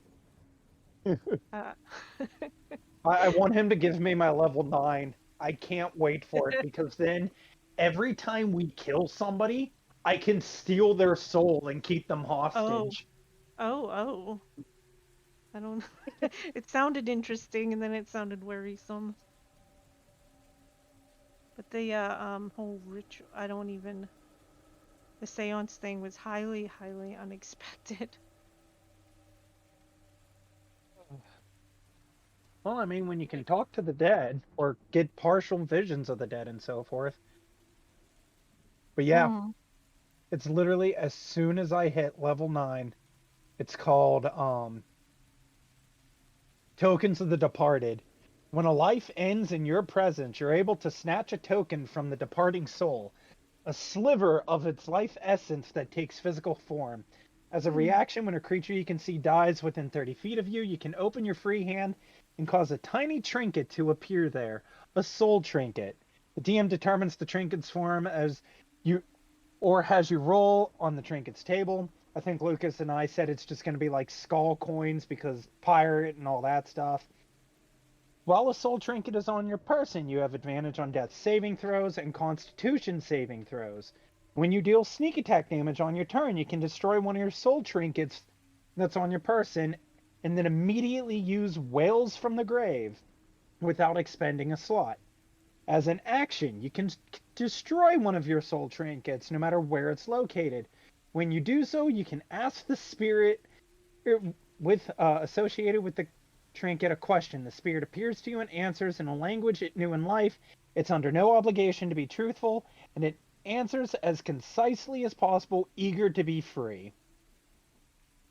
The spirit knows only what it knew in life as determined by the DM.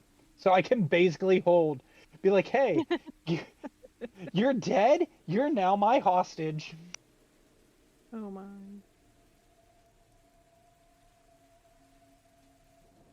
But yeah, that seance, I don't know, Lucas was winging it with his storytelling, I think. Let's detail how these ghosts appear.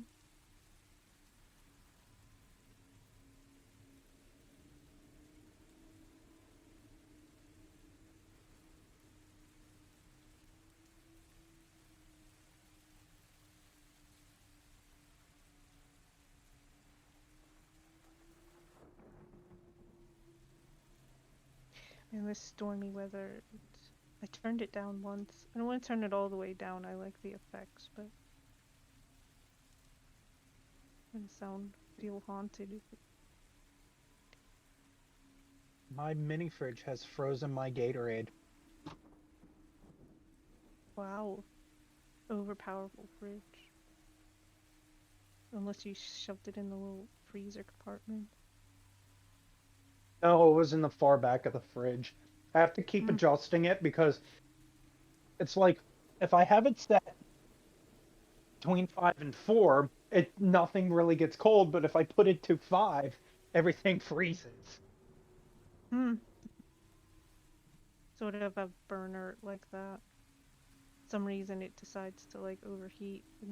Like you have to be very careful with its setting. It's an old ass stove though. It's probably like 60 years old or so.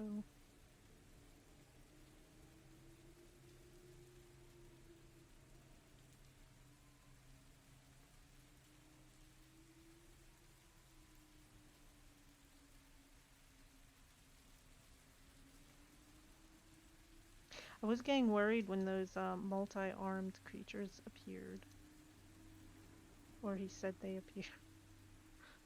It's like, are we gonna have to battle a bunch of really creepy not ghosts?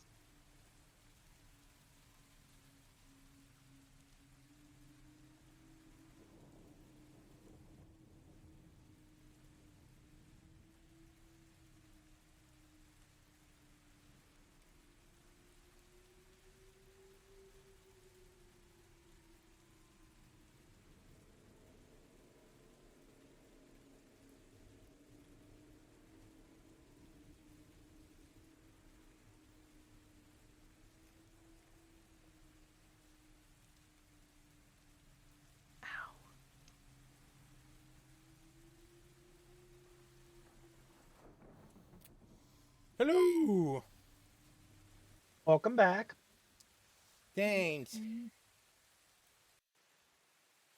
didn't have the cam up. What? I didn't see you because I didn't have the cams. Oh. Screen. I was looking at something else and all I heard. You spooked me first.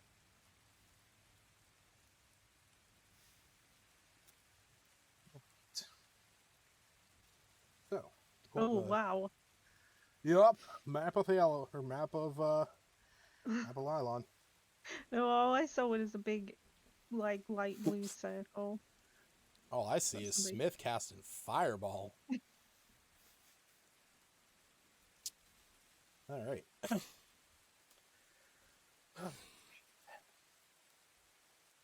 When we head to Phandalin? I'm back. That's entirely up to you guys. Right now. I mean, you could go there now. You could literally go there. You could have gone there. You know, I mean, you like early in the morning. I mean, currently, you guys have been away from Phandalin for 3 days, 4 days. Yeah, I think it was session 43, session 44. Yeah. You guys left on the 4th, and you are currently in the afternoon on the 7th. For 3 days.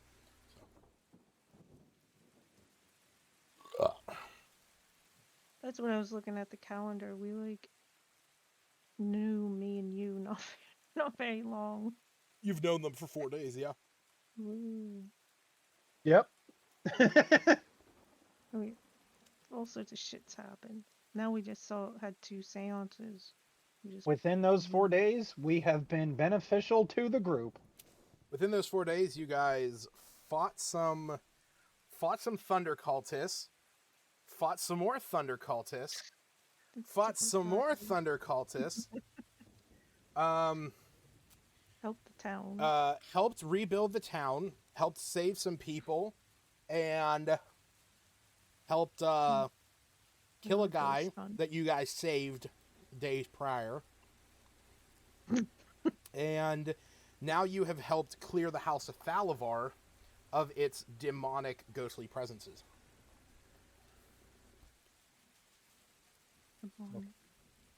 And we have to go find the workers and guards and be like, you can go fix this tower now.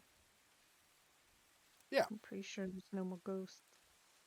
So yeah, we'll say if anybody says that they are going to do that, maybe Septus can. you are welcome to. I will say, as you guys make your way down the path leading from the House of Thalavar, anyone who glances up over their shoulders, back up to the tower, you can actually all see at the very top of the tower that same dark-skinned woman that Albina saw earlier as she raises a sword in salute to all of you, and then you see that she fades away. Ooh. Albina saw it. She might. Me will kind of just take his hat off and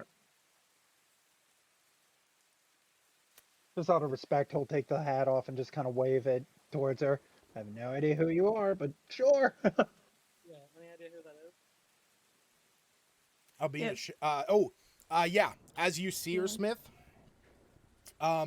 you do. You actually recognize the armor that she was wearing than anything else as the figure that was in that painting you saw in Aubrey's shop. That one that was of the Swords of Lylon.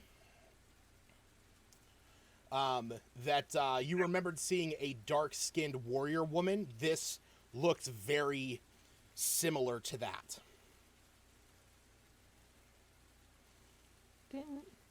So as she raises her sword, I'm gonna use minor illusion to kind of make my staff look like a sword and raise it back to her. Okay. Yeah. As you do this,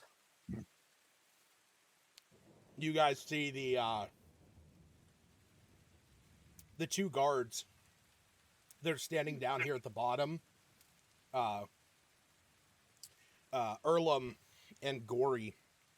They see you do this, you and the one Gory, the dwarf's like, "What are you doing?" Minding my. I guess you are. Well, what's the deal? The place safe again? 100% safe. So, tell us. Was there ghosts? mean, in a way, yes. I mean, why wouldn't there be ghosts when your remains are buried under rubble and so forth? But we set it straight. Erlen looks at the group and says, "Well, thanks for that. I guess we'll head up there and get things back going as long as it's dealt with." Seems to be. We buried them. Yep, we handled it, and you might have to help rebuild the planar beacon. I believe Galileo now understands the scrolls that he had. I don't know what in the nine hells that is, but doesn't necessarily sound like something that we are going to be helping to rebuild. We're just trying to get the place back in order. Well, good luck, and have fun cleaning the rubble. They give you a nod, and they say, "Good luck to yourselves. Seems we're all having a bit of a better day now that you're around." And the Gory looks over the dwarf and says, "Yeah, better they than Sergeant Yoram is." And they start to make their way up towards the house of Thalavar. Ooh.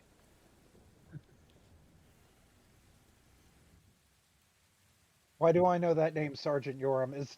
That was the one that we were that I helped with the cave, kind of, isn't it? Right. He was the one that was at the cave with you guys Yeah, ooh. the other day. Ooh, that was a low blow. Ooh. He's having a hard time with it. I feel like it was a low blow. Me doesn't care. He threatened to put a rat down his pants. You know, I think Iluna would wince at that a little because she saw him leaving. And it's not a doctor. He's not a doctor. He's a Marigold. Marigold. Yes. Yep. Looking extra distraught.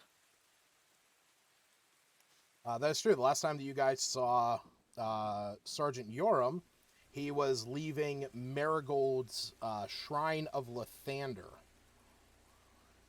And you could see that he had a very sour face about him. All right, so the group splits. Me and you head down to the town square. The others head over to the council hall meeting. Or the council hall, Jesus Christ. Me and you, when you guys arrive, you get into the tavern.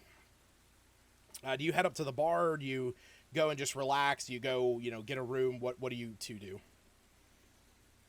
Me's definitely going to the bar. He needs a drink.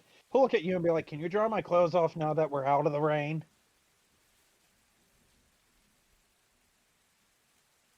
Sure. Aaron's Is there a dead. way I can dry just like half of his? I mean, it's specifically is you clean or soil an object no larger than 1 cubic feet. So, or you can warm a cubic foot of non-living Doesn't material. dry me off. He just makes me warm. He makes me warm and damp. Oh. Yes, Oh. I do that. Oh, that sounds awful. Just Yeah, stand all there of and I stare at him. All of a sudden you go from being cold and damp to warm and moist. Oh. As you hear there's a bit of bickering, and not so much like rabble rousing here in the tavern, but you can hear there are some people, kind of discussing with the bartender. The bartender's like behind the counter, like, calm down. Me will walk over to the group and be like, "What's going on? What's all the bickering and whatnot? This is supposed to be a place to drink and have fun." And you hear a voice go, yeah, it's supposed to be for drinking and fun. But no. Apparently the ale has dried up this morning. I'm sorry. If me turns and looks at the bartender, there's no ale? Bartender looks at me and you and says, hey, look here, okay? I can't control when the shipments come in, all right? It was supposed to be here 2 days ago, okay? But I haven't seen the lick of it. Been hoping that we'd get through it today. I've been expecting that, there would be, the shipment would be here yesterday, not here. Figured it would be here this morning, not here. I'm waiting by the hour at this point. I have enough to get me through this eve, but, right now it's about the time that all the fishers might, all the workers are going to be coming in from, for a meal. And then I have this evening to deal with whenever folk coming in for their dinner. So look, I'm sorry. I can't be doing rounds. I can't be doing lots of flagons right now. Everybody gets one. Me will look at him and instead of like being mad or anything else, he just goes, where was the shipment coming from? Come from down south. It always comes up, and, hold on 1 second. I had this, and I closed it. You monster. I know. He says it come down from Waterdeep. Which you guys know that Lylon basically sits at a midpoint between Waterdeep and Neverwinter.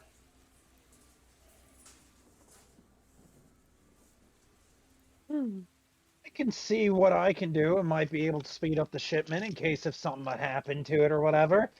But I can also see what I can do and maybe provide some Safe ale passage if for- need be. Do I remember if in the smuggler's den if there was any like kegs or anything like that? There was not. There was no kegs. If anything, there was maybe like a small like a tiny whiskey barrel. That would be about. Yeah, it. he's not gonna do that. I'm just trying to think if he would know of anything around. Maybe there's a secret barrel out in the middle of the ocean of Captain Morgan's special whiskey or special brew. You know what? Roll me a history check. Can't say you're gonna, Nope, I got a 5. I don't know shit. Is that not pulling up on my side? Am I not seeing your rolls? Apparently, me and see you are Lou's fives rolls. together. Yeah, mine says send to everyone.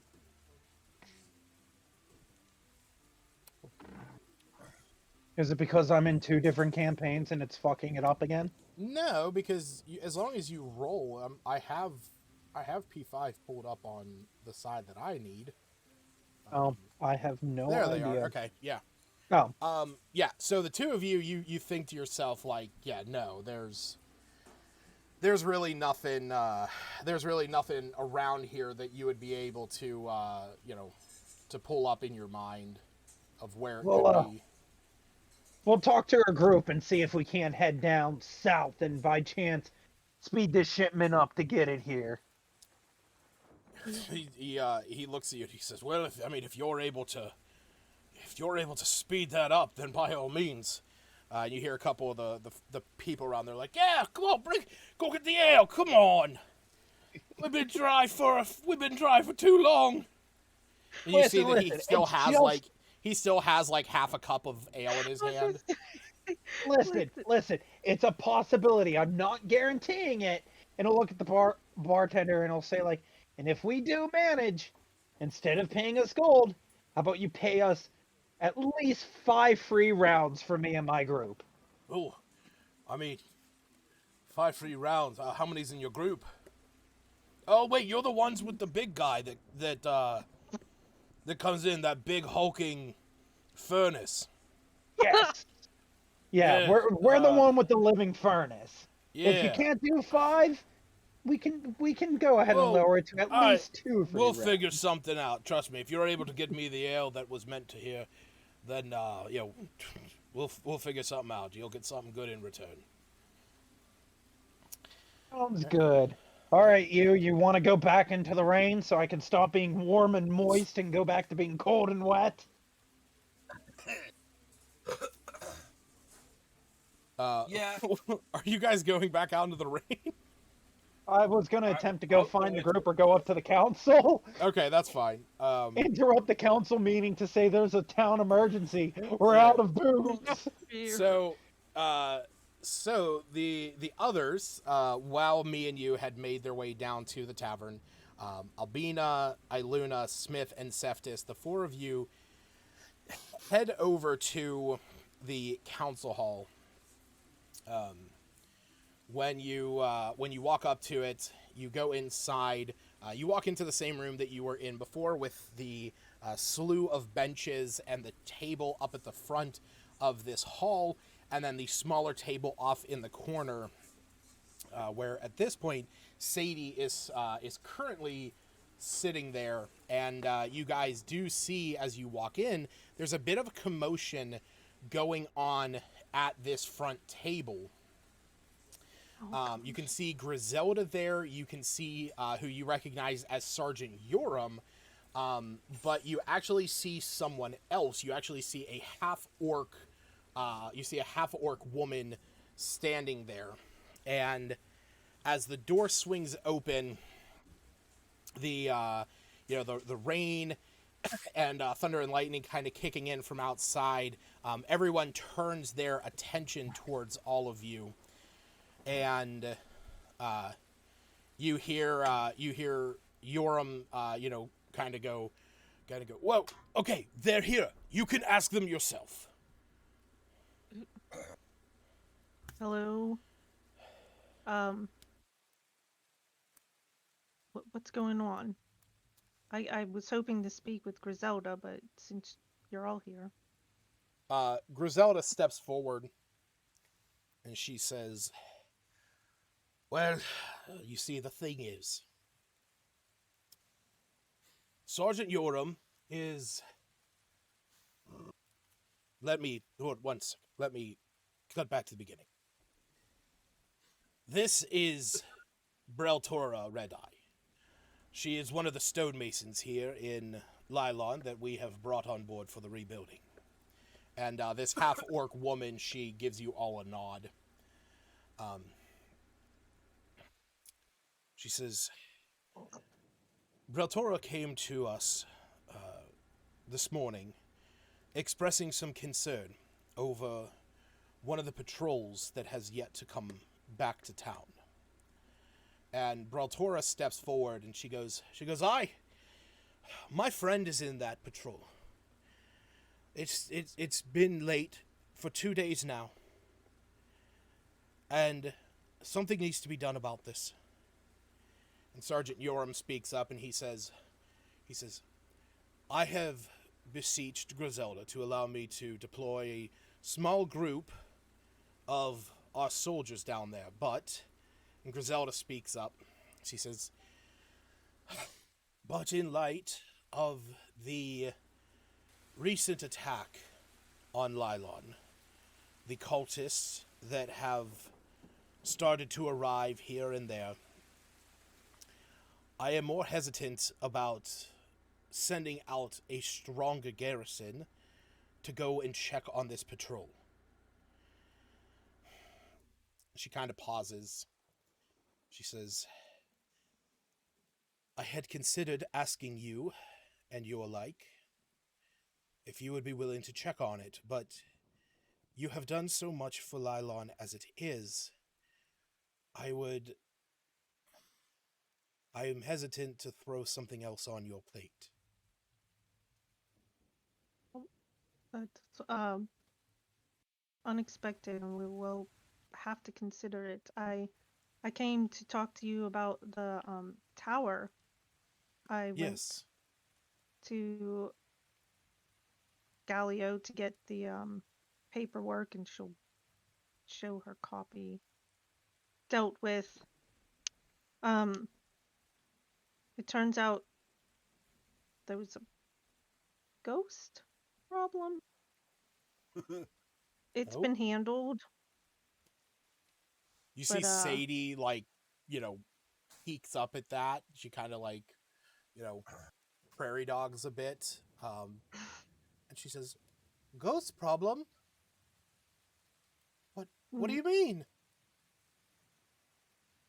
Galio's had some issues sleeping at night, but we've cleared.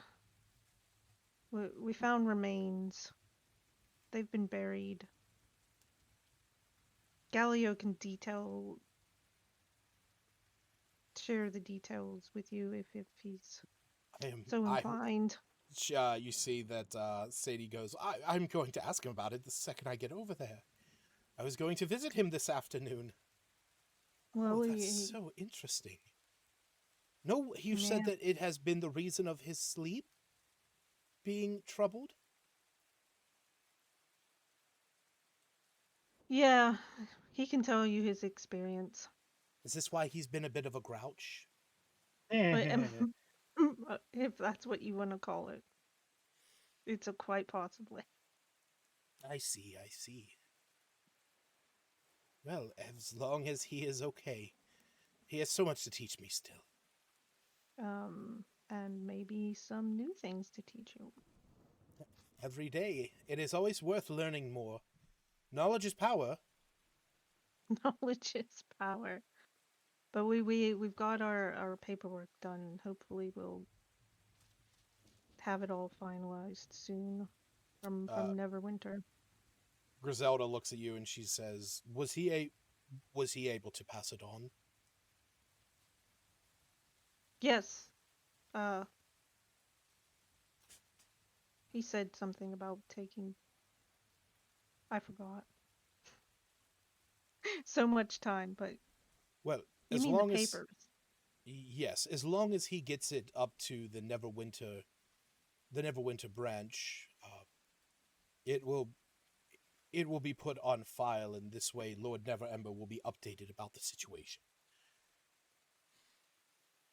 Right, and I have my copy to take to Phandalin when we... Well, I was hoping to get there sooner, but concerned about your patrol now. Yoram speaks up, and he goes, yes, you see, in order to ensure the safety of Lylon, we have regular scheduled patrols that go up and down the high road between here and Waterdeep. For the most part, these patrols have drummed up nothing more dangerous than a nest of snakes or random alligator. But unfortunately, the recent patrol has yet to return. And you see Braltora, she speaks up. She says, one of my friends was on there. Private Vesta. Well, Vesta Jessup. But it's been a whole 2 days, and I'm starting to get worried about him. Yoram says, yes, well, the patrol consisted of 4 soldiers. I would like to send some of my own men down there, but with the recent attacks, we need to maintain the safety of the town, which is why Griselda and I had considered asking your party for this favor to go in and check on the patrol, see if you can find out anything that happened, even if you can bring back information.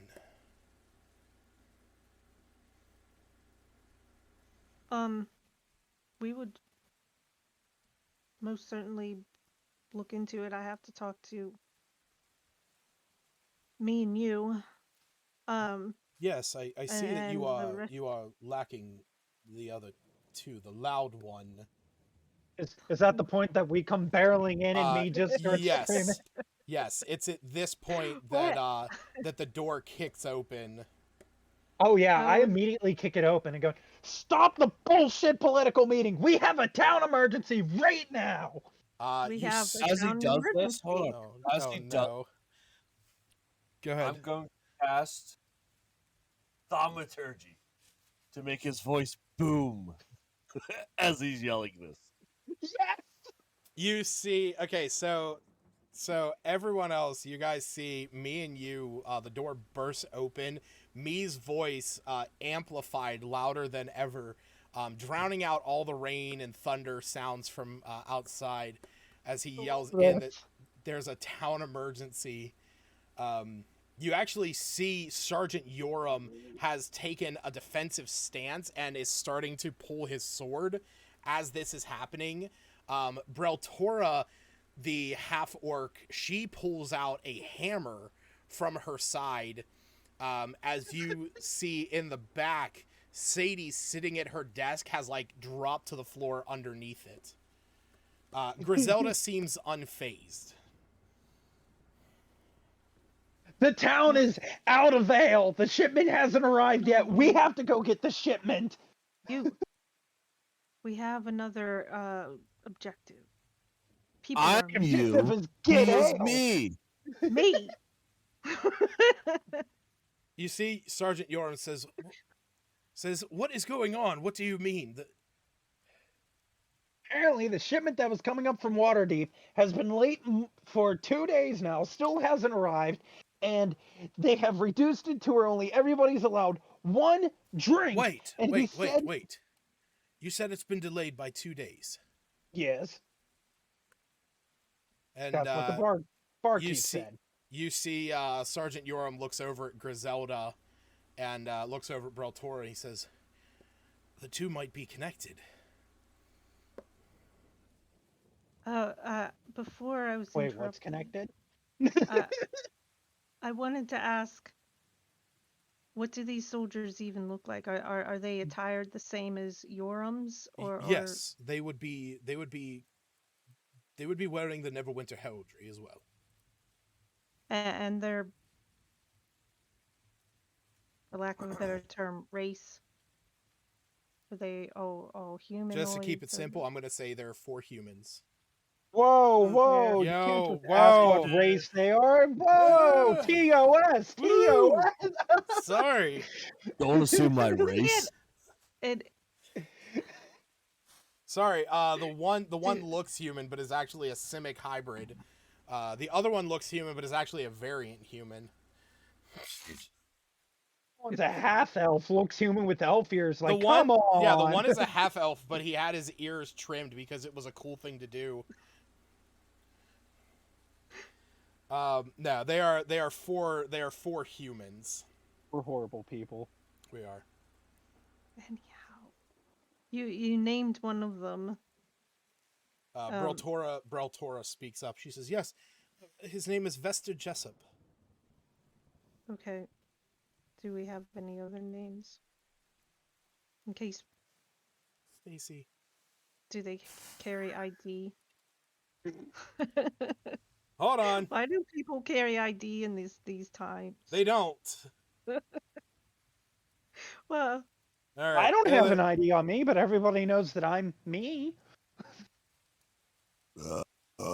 it's not like she can. There we hand go. over a There's bunch of 4 names that I photos. just pulled up from fantasynamegenerator.com. 4 Wow. human names, by the way. Look, who knows what could happen? Their remains might be hard to identify.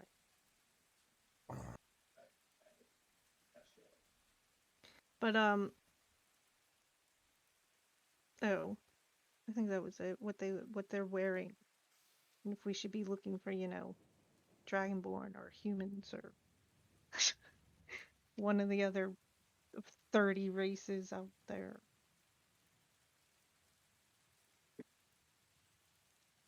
Yeah, Gee, really other than your eclectic group, the only one of odd race or the only one of fantasy race right now is Breltora. Which, by the way, this is what she looks like.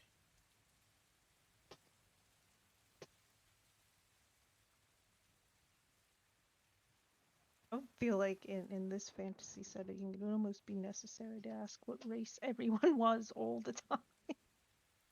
If you're looking for somebody, just be like, try to avoid race would be impossible.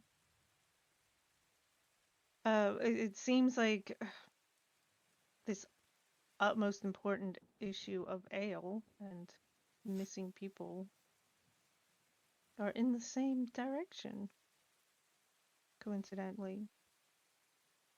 Almost like God planned this or something. It's so Most. It's almost as if it was maybe put down on a piece of paper or in a document on a computer to make it work. As your characters, have a momentary glimpse beyond the veil as they see themselves being puppeted by strings from beings of grand and immense size, sitting behind mirrors of moving images. He goes ahead and shudders. I just saw some bald man with sausage fingers controlling my body. It is. There was a fun story out there a while ago that was like uh, a character asked to roll a random perception check and the DM said sure, and they rolled a nat 20 and they saw themselves. They had this vision where they were being controlled by these people sitting around a table with giant pieces of paper and pencils around them and massive geometric shapes being rolled as their fates were in their hands, and I'm like, "Fuck yeah, dude! That was good for that DM to conjure that imagery." I was gonna say, Justin did it to Kavarda because Kavarda went ahead and whenever he was going delusional, because he Oh yeah, he yeah, would yeah. go delusional and get psychosis if he didn't Yep. drink alcohol. So he started chasing imaginary butterflies, and Justin put himself in the game as God to Yep. tell him go back to your group. I remember that now. Yeah, that was when we were in that mansion that we found out was that All an Adam was illusion, and it was fucking drag poo. poo. God. That What a before or after we made him get horribly naked and run through town with pipe bombs in his werewolf form as a distraction. that was after because we went to that was whenever Yeah, that we was when we were breaking out of prison No, no, or no, no. breaking That in. was when we were breaking into prison. Yes. We were breaking into prison and we had Arctis run distraction for us, which He gave him we got gave into him we got into the grenades. prison and it took us literal months out of game to get out of that dungeon because Justin made it too big. oh jeez. Oh, that was also where my character turned into Kelf. Oh yes, Oh, because magic. we accidentally Uh-huh. unleashed the demon Lord Bale. Uh-huh. Yes, it was. All right. So, yeah, you guys are you see that Yoram, he's standing there and he's kind of looking at all of you and he says, "So you will go and check on the patrol." And Well, get the ale. it seems important. Uh, uh, Griselda, I wanted to talk to you, but maybe when we come back. Of offering some items we are no longer using as you rebuild Lylon. She kind of raises an eyebrow and she says, "What do you have in mind?" I've got a few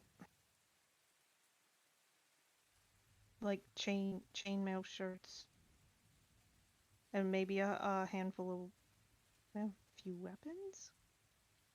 I'm not sure what's all on Well, this list that we're not using. armor and but, weapons are always going to be welcome. but yeah, there's a handful of things that we're definitely not making use of. And I kind of wanted to ask about wagons for us to go back to Phandalin with, but again, this seems more pressing.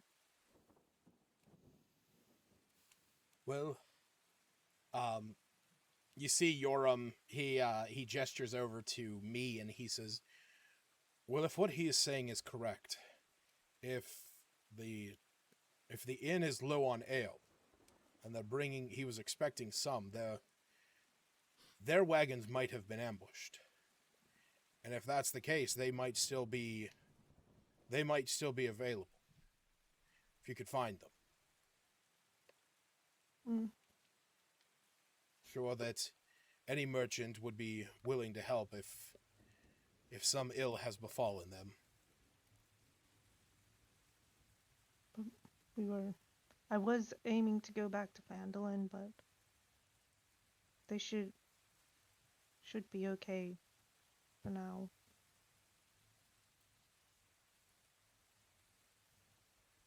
But why is the rum gone? That's not copyright, right? Disney's not going to kick in the door or anything. No. We only have 2 people watching. One of them is a first time viewer named Sleek Avian, and I don't know who the other one is. Probably a bot. It's all Ironically enough, one of the people in the D&D podcast I listen to, his character's name is Sleek. Oh, really? Yep, from Nice. Tales of the Stinky Dragon. That's the name of the podcast. All right. That's understandable. It's Rooster Teeth's D&D. I don't know what you expect. Yeah. That's definitely one of those ones that I haven't really dug into too much. It's actually pretty good. Yeah. Yeah, because Gus is the DM, and then it's Blaine. I know I who's told you in that. it. I think it's Yeah. Isn't it Barbara and what's his dick? John's in it, Blaine's in it, and Christian. Hey, you can't say dick. You have to say penis. Sorry, penis. You have to say spray, baby. Yeah, no. All right. So You should head to the. All right, time to put the 18+ symbol next Yep, to the so- stream. So that was going to be my question. Knowing this, what are you guys going to do? Because again, you are not obligated to do anything, but I just need to know where you guys are planning on heading. We gotta go find the patrol. We gotta find the ale. There's no more beer. I didn't even get my drink. You Towards left before you got your drink. to look you. They don't know that. They're out. I didn't get a drink. I We send gotta message into your head. go. I can give you a drink of the weird mushroom wine that I still have bag and holding. It's probably No, it's not the same. It's not the same. We gotta go. we gotta go find this patrol, and we gotta go find the ale. It's like what the sergeant said. They're connected. We gotta go. We gotta go like right now. As he's tapping his wrist, like there's a watch there, and there's just nothing. He also And you knows hear- what a watch is. You Minor hear illusion that? to watch on Misa wrist. We gotta go right now. Time is of the essence, and you just hear the weird squishing noise of wet, damp, and moist clothes as he's tapping his wrist. We Hot. gotta go. Hot and moist. Oh yeah, sorry, warm and moist. How far? Uh-huh. I was gonna say how far they thought the patrol might be, where they, but I don't know where they were. Like how far out they were heading before they. Yoram will give you a map that he has on his person. So give me 1 second to pull this up. Oh yeah.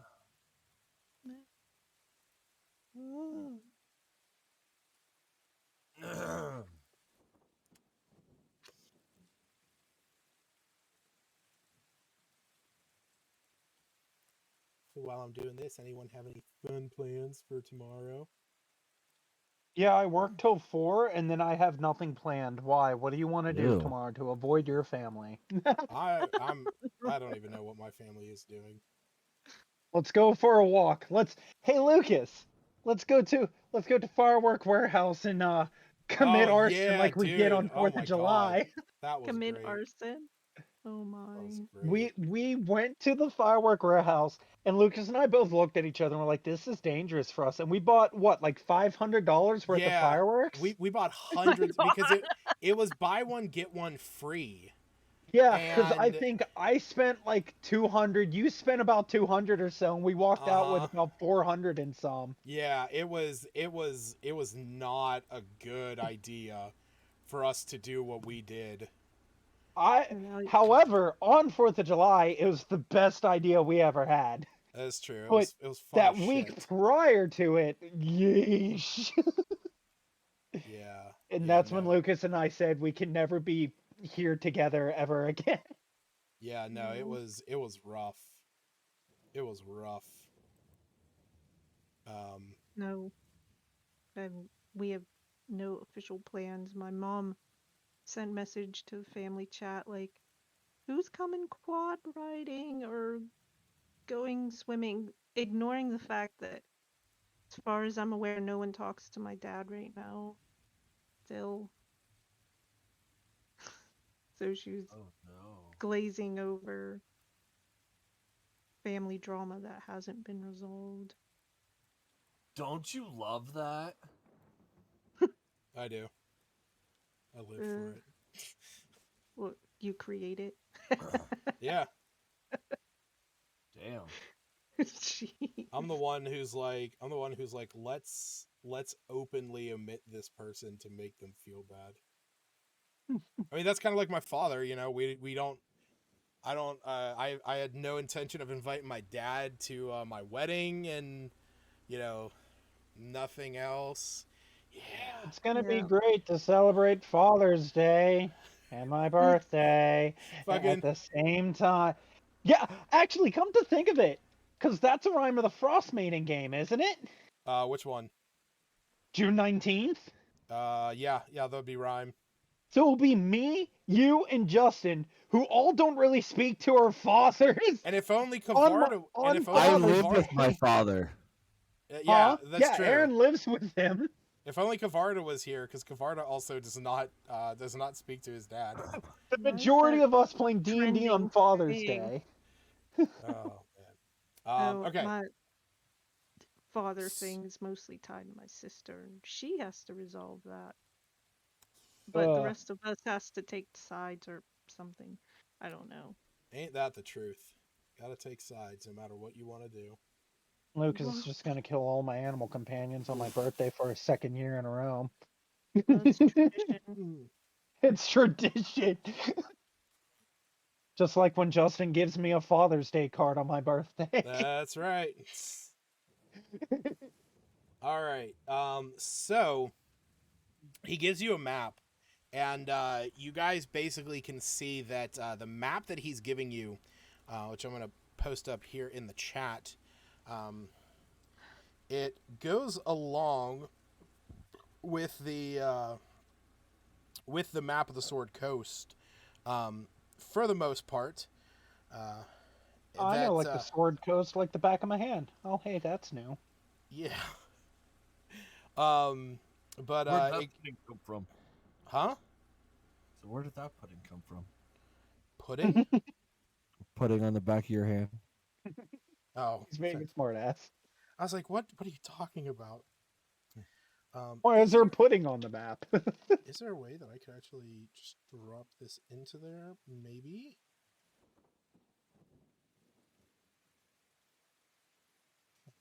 Can I download? No. Not quite as easy as I thought. But yeah, you guys can see on this map, there is the 2 red points. And then on top of that, you can also see you can also see 2 orange points. Those 2 orange points are actually where the there we go. Now I can pull it up on the screen there.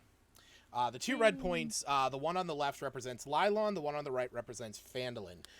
So you can see right about where you guys are in relation to Neverwinter and Waterdeep. But the 2 orange points are actually showing where the patrol goes, and it actually goes the entire way across the mire of dead men. Oh my goodness. I want to admire some dead men. Yeah. Eh.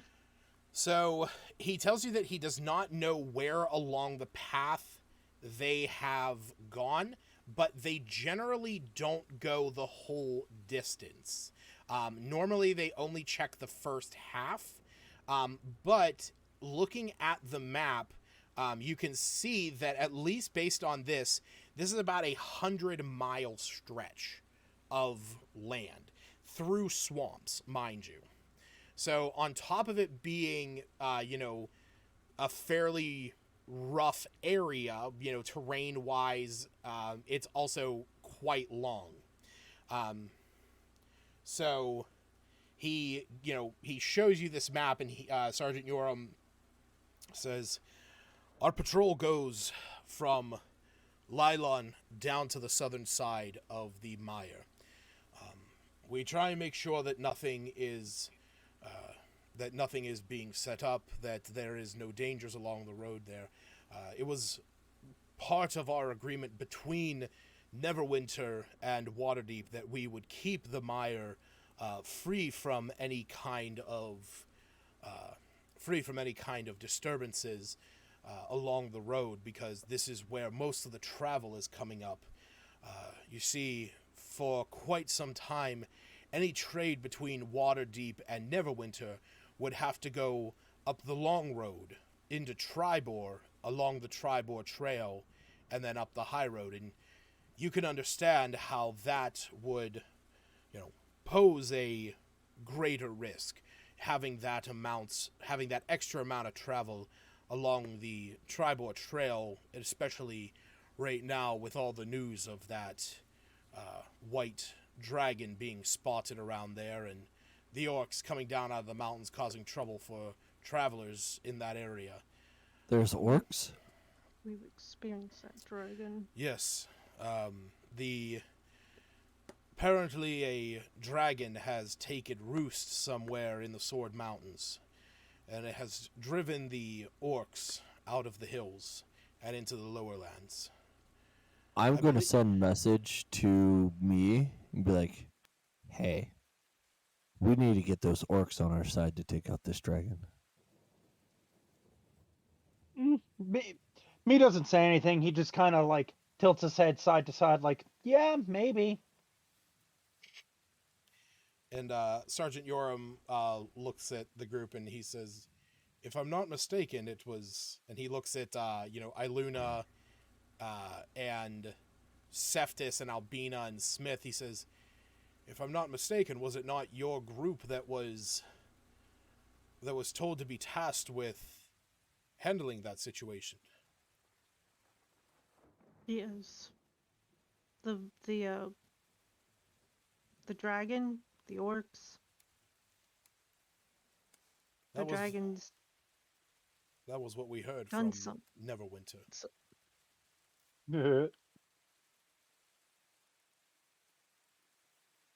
And we came down here because of Neverwinter asking to check on Lylon,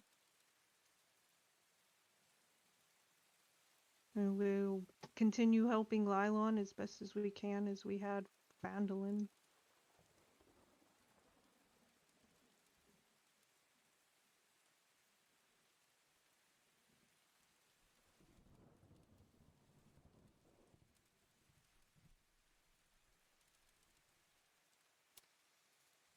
And he nods. He says, well, if you're willing to help us, I won't bother you anymore. I'll let you handle what you need to. He's still planning on making this town the base of his operations. He'll help this town any way possible just so they can turn a blind eye. Yeah.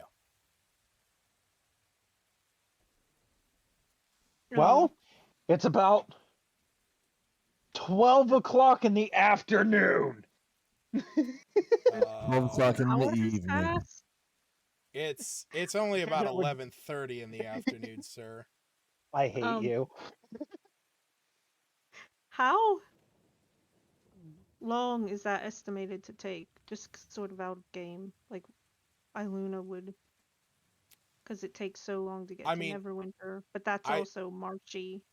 I mean, Iluna would see that. Iluna would see that it, a 100 miles could take, if you had to trek the whole way down the mire, it would take 4 days.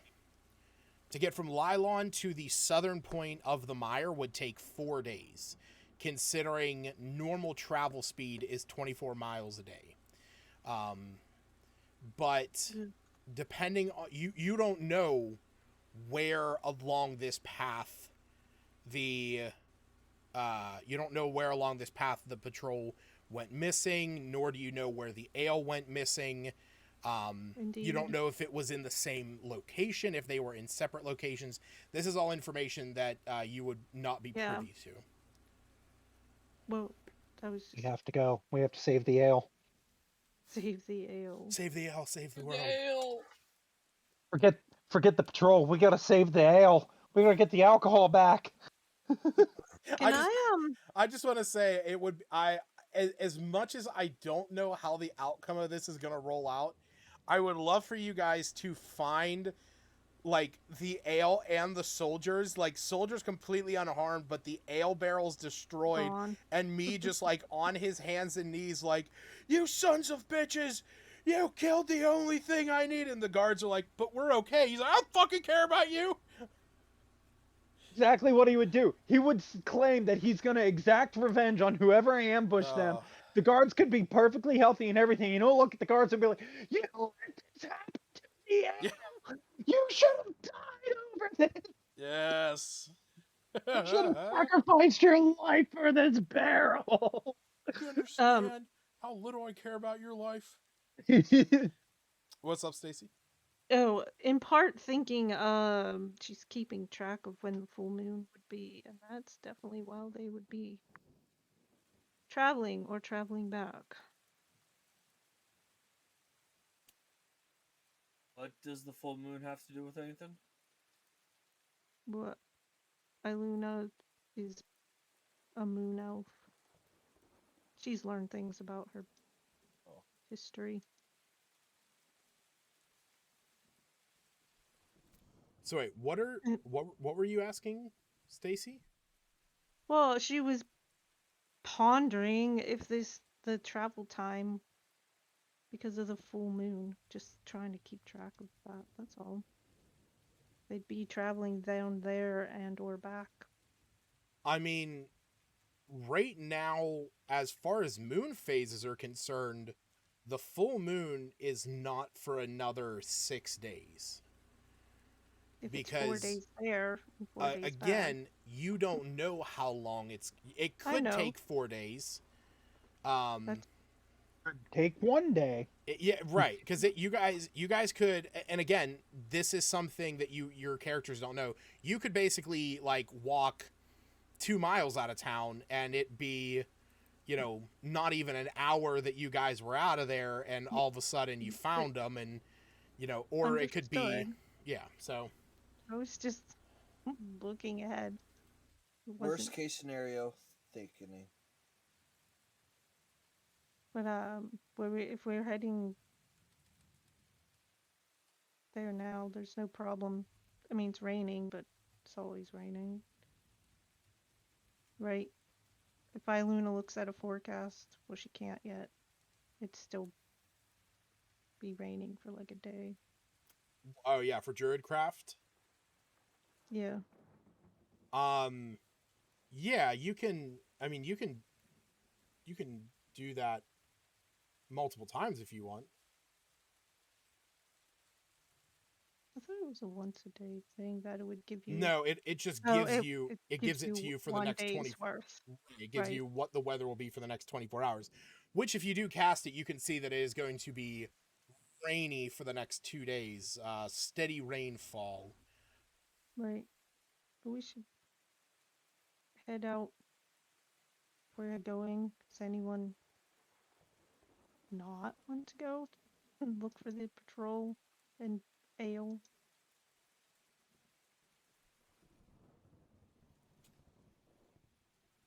I guess you can take Guess that's a yes. silence as Off as to the a- ale we an go. affirmative to the. Can we Yeah. story in that Albina would message or something Maggie, just it'll be a bit longer than we anticipated type thing. So you are going to ask Albina to cast sending. Yeah, because the last time she told Maggie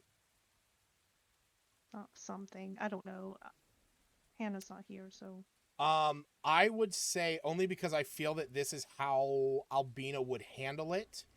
She will cast sending that night. Yeah. So long as she still has a 3rd level slot, because she only has 1 3rd level slot right now. So right. If you guys find yourself in a tricky situation, she might want to hold on to that. So she says that she will send it this evening, before you guys rest. Off to the wizard we shall go. I also want to make a canon that I'm pretty sure me and you, every time they wake up, they're like, all right, guys, we got to find the patrol. And they just look and they're like, what patrol? You mean the ale? Yeah. What? Oh, you mean, yeah, no, you mean the barrels. The barrels are the things that are important to us. The barrels, the ale. What patrol are you talking about? What grand adventurers you are. We have our priorities straight. Yeah, you As do. I rub my seaweed in your mouth every morning. Oh god, I forgot that you do that. All right. Oh, yeah, here we go. Here's a better map. There we go. I'm the map, I'm the map, I'm the map, I'm the map. Well, then you need to get on my computer. I'm the map. Computer. All right. So, you guys start to make your way south, out of town, and along the high road.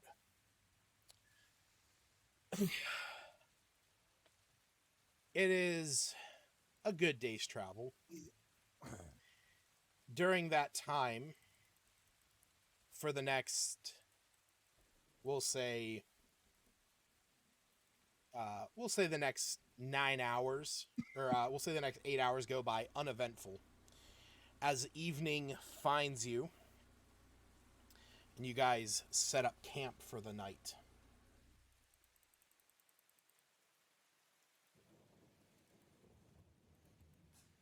I do my hocus pocus belly thing. For water breathing? No, that's seaweed thing. All right. What is the belly thing? Alarm? Oh, cool. I gotcha. Yeah, the belly thing is the alarm. The seaweed thing is the water breathing. Cool. So, you guys have traveled about a quarter of the way along this northern side of the mire. The next morning comes around. In the evening, nothing came by. You can start to hear, though, the sounds of the frogs out in the distance, things moving through the swampy area that you are now side by side with. Put this one up. Oh my.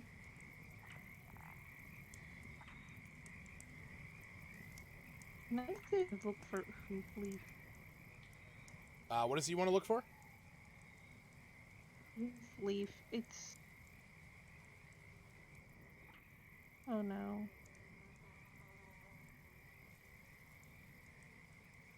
Grasslands. I don't know how we're moving away from grasslands. Basically, you are now in swamp. You are in swampy area, so unfortunately, what you have on there, you would not really be able to find much that's on there. If you wanted to roll for Hoof Leaf, if anything, you would be rolling with disadvantage. I'll do a quick try. What am I reading? It's a nature check. The- Or it's a survival check.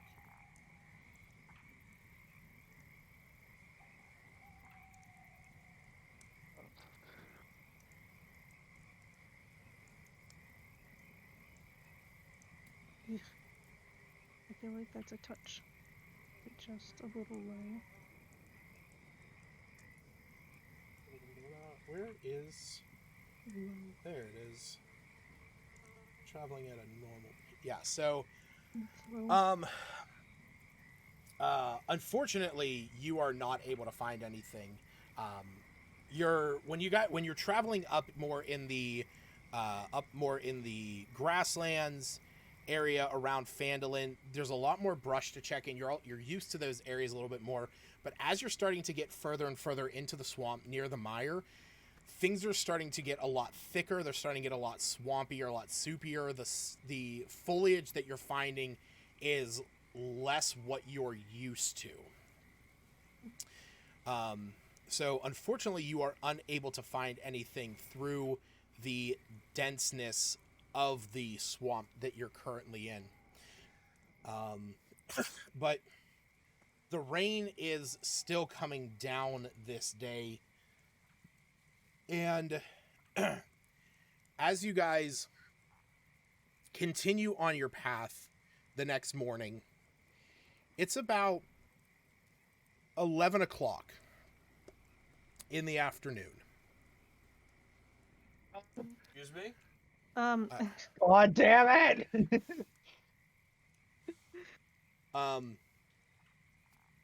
When you guys find a site along the road. We long rested? Yes, you would have long rested the night before. One time? Yes, yeah. I guess I should have said that. Sorry, my bad. For anyone, go ahead and long rest. Wait, I can change my proficiency. What am I going to change it to? I don't know. I know what I'm changing it to. I wish there was a way that I could do it without having to go into manage level and switch it every single time for Whispers of the Dead. You can. How? Click the skill. So like set them to whatever you would normally want them to be under your class skill. But then go onto your character sheet, go to where it says skills. If let's say for example you're switching out athletics, go into customize and change skill proficiency level to not proficient, and then change whatever you want to be proficient. This way, the ones that you want or the ones that you change daily are going to be in blue because they're going to be custom. You can also just leave the ones in your class ability blank. Then this way you don't have to go in and put them as non-proficient. But then this way every day you can just switch those a little bit easier. Gotcha. Thank you. I'm gonna do that now then. Yeah. Tools. My staff is fully restored. Nice. It's only taken 5 days. It's true.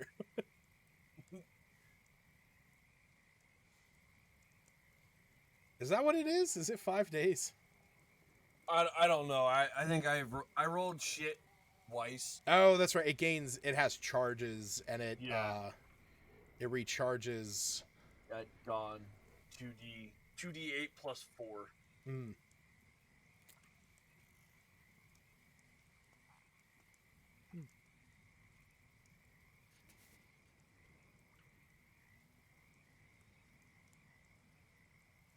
I forgot that staff had this ability. Retributive Strike. You can use an action to break the staff over your knee or against a solid surface, performing a retributive strike. The staff is destroyed and releases its remaining magic in an explosion that fills a 30-foot radius sphere centered on it. You have a 50% chance to instantly travel to a random plane of existence, avoiding the explosion. If you fail to avoid the effect, you take force damage equal to 16 times the number of charges in the staff. Every other creature in the area must make a DC 17 Dex save. On a failed save, they take an amount of damage based on how far away from the point of origin. On a failed... So, if they are 10 feet or closer, they take damage equal to 8 times the charges. 11 to 20 feet is 6 times, and 21 to 30 is 4 times the number of charges. Wow, I didn't know. I forgot about that.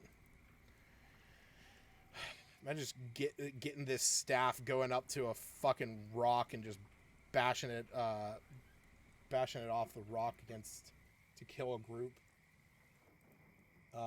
Question. Answer. Would there be a way I could, like, If I ever wanted in the future to break this weapon, could I specifically aim for the weapon itself with Eldritch Blast to break it? No.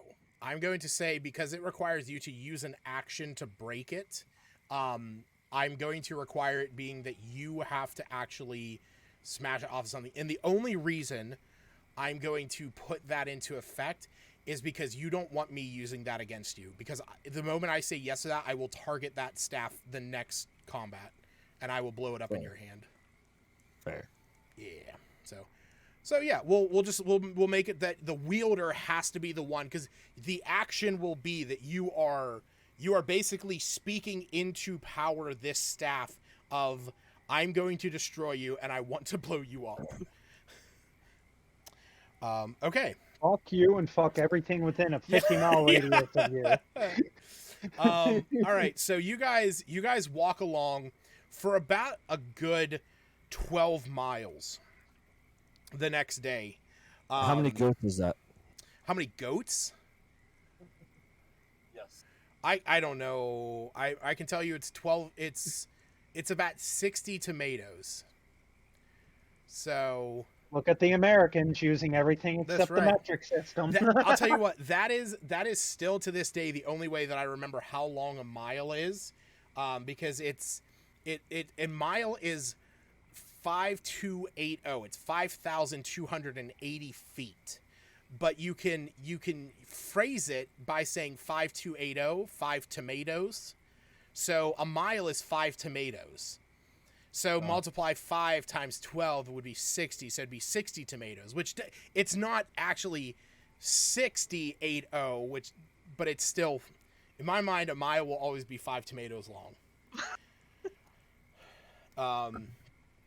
So the next day, like I said, you guys get a few hours down the road. As you do, you come across this sight of 2 wagons that have been turned over on their sides. I run straight up to the wagons, like tears welling in my eyes and everything. No, don't be the ale, don't be the ale. All right, so roll me, anyone who's going up to investigate it, go ahead and roll me perception checks. Not the ale. 15. Passive's 18. Why'd I roll so poorly?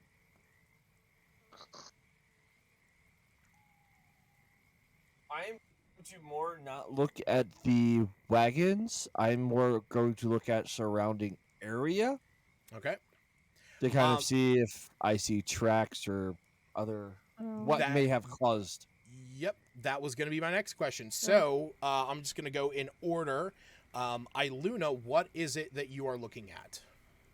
I'm still trying to look for the people.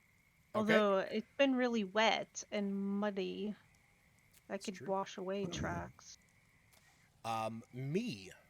I know that you're going to look and see if there's ale on these. Oh yeah, I'm checking the wagons to make sure that these aren't the ale wagons. You said that you were looking more to see if you could find out the struggle that happened and like what has happened here.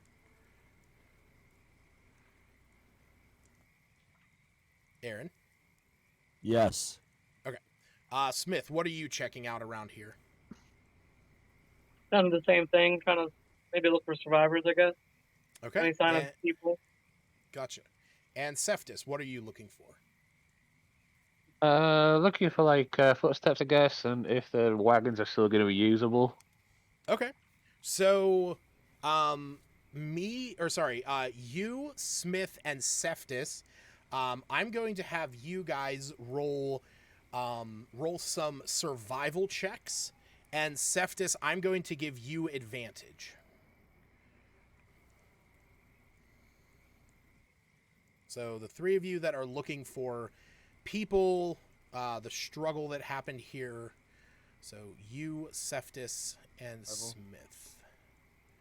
Not me. Weren't you? Oh, that's right. You said you were looking for people. Yeah, go ahead. So survival. Survival. Ew. Okay. So when you guys come across this scene, you see these two wagons have been turned over on their side. Me immediately makes a beeline to them to start looking for these barrels. You do see me that these wagons are emblazoned with the insignias on the side of the mercantile wagon company. This is a fairly well-known wagon, or this is a fairly well-known like merchant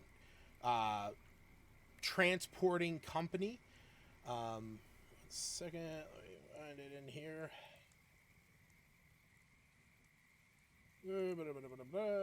This one, was it this one? Yes. Yeah, sorry, the Perfectone Mercantile transport company. So you're seeing this. This is kind of telling you that this is a fairly well-known group of transporters.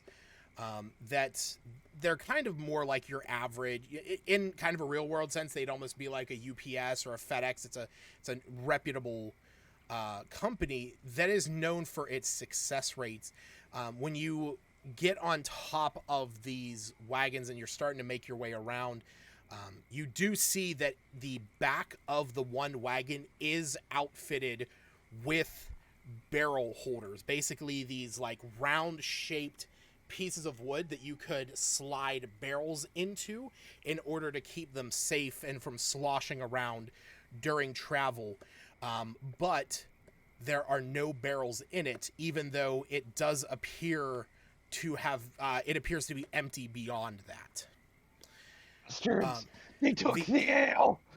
The other one that you see there, it appears to have been outfitted with normal chests and casks, but unfortunately there is not much left in here, and the only things you're able to find are some random scraps of food.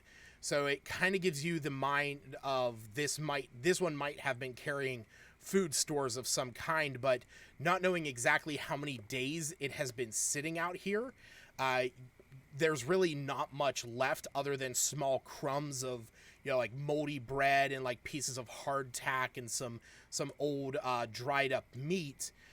Most of it has probably been eaten by the animals here or been hauled away by something. As for the rest... Oh, go ahead. I was going to say immediately after that, Me's going to start looking for tracks. They took the ale. He needs to find it. Well, it is not too long after that. Between Smith and Cephas, actually, Cephas, the heat radiating from your body kind of drying up the ground around you. This is starting to allow you to solidify the mud that you are trekking through, which is actually bringing out old impressions that were in the mud and dirt. And with that, you can see the tracks that brought these two wagons up, but on top of all that, You can also see that there is a number of tracks that have been through here. Smith, you start to use a little bit of the heat that you can derive from your staff in order to do the same thing and to dry up the wood. And so the two of you kind of looking off into a similar direction, leading more further into the swamp itself, you're able to pick up on some tracks that lead further into the swamps.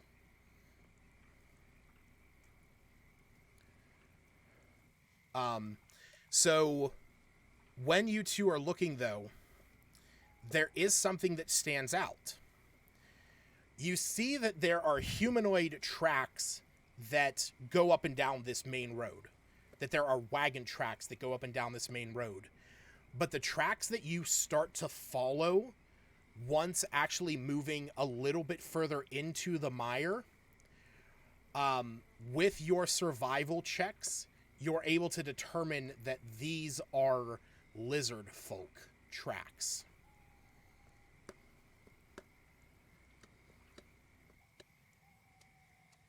I will massacre every lizard if I find these barrels empty. And as the two of you, do the two of you say anything to the rest of the group? I would probably just tell the party about that.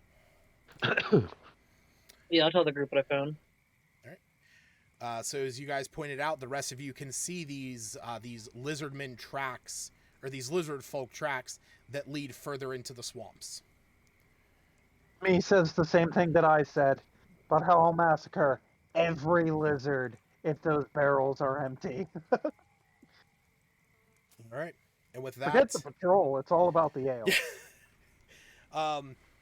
I will also say, Stacy, with your survival check, as you were looking around, you found a piece of cloth that was kind of stamped into the mud and dirt that has the same colors of the Neverwinter heraldry.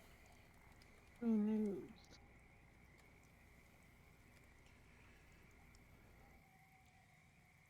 So it's basically it's basically like a lot of their armor. It has this symbol on it, which is the symbol of Neverwinter. So you can see what looks to be like the two. It's almost as if it was torn off of something and discarded here in the mud. Yeah. Well, let people know. It looks like that some of the patrol was here. And with that, as you guys stare off into the mire of dead men, me with the bloodlust in his eyes at the thought of these poor empty oak or ale barrels, that is where we're going to call it for tonight. Of just pure rage and anger. Yeah. Now, you know what? Yeah, and actually, I will say, I'm going to say that me and you both know that it is a hell of a time getting through this mire, as you guys have some experience with that, and especially tracking things. So, I will allow that to play any preference into what me might want to switch his, because I don't know if you have decided what your proficiency was going to be for your thing. I haven't set his perception right now because I figured that's what it was more or less going to be. Okay, no, that's perfectly fine then.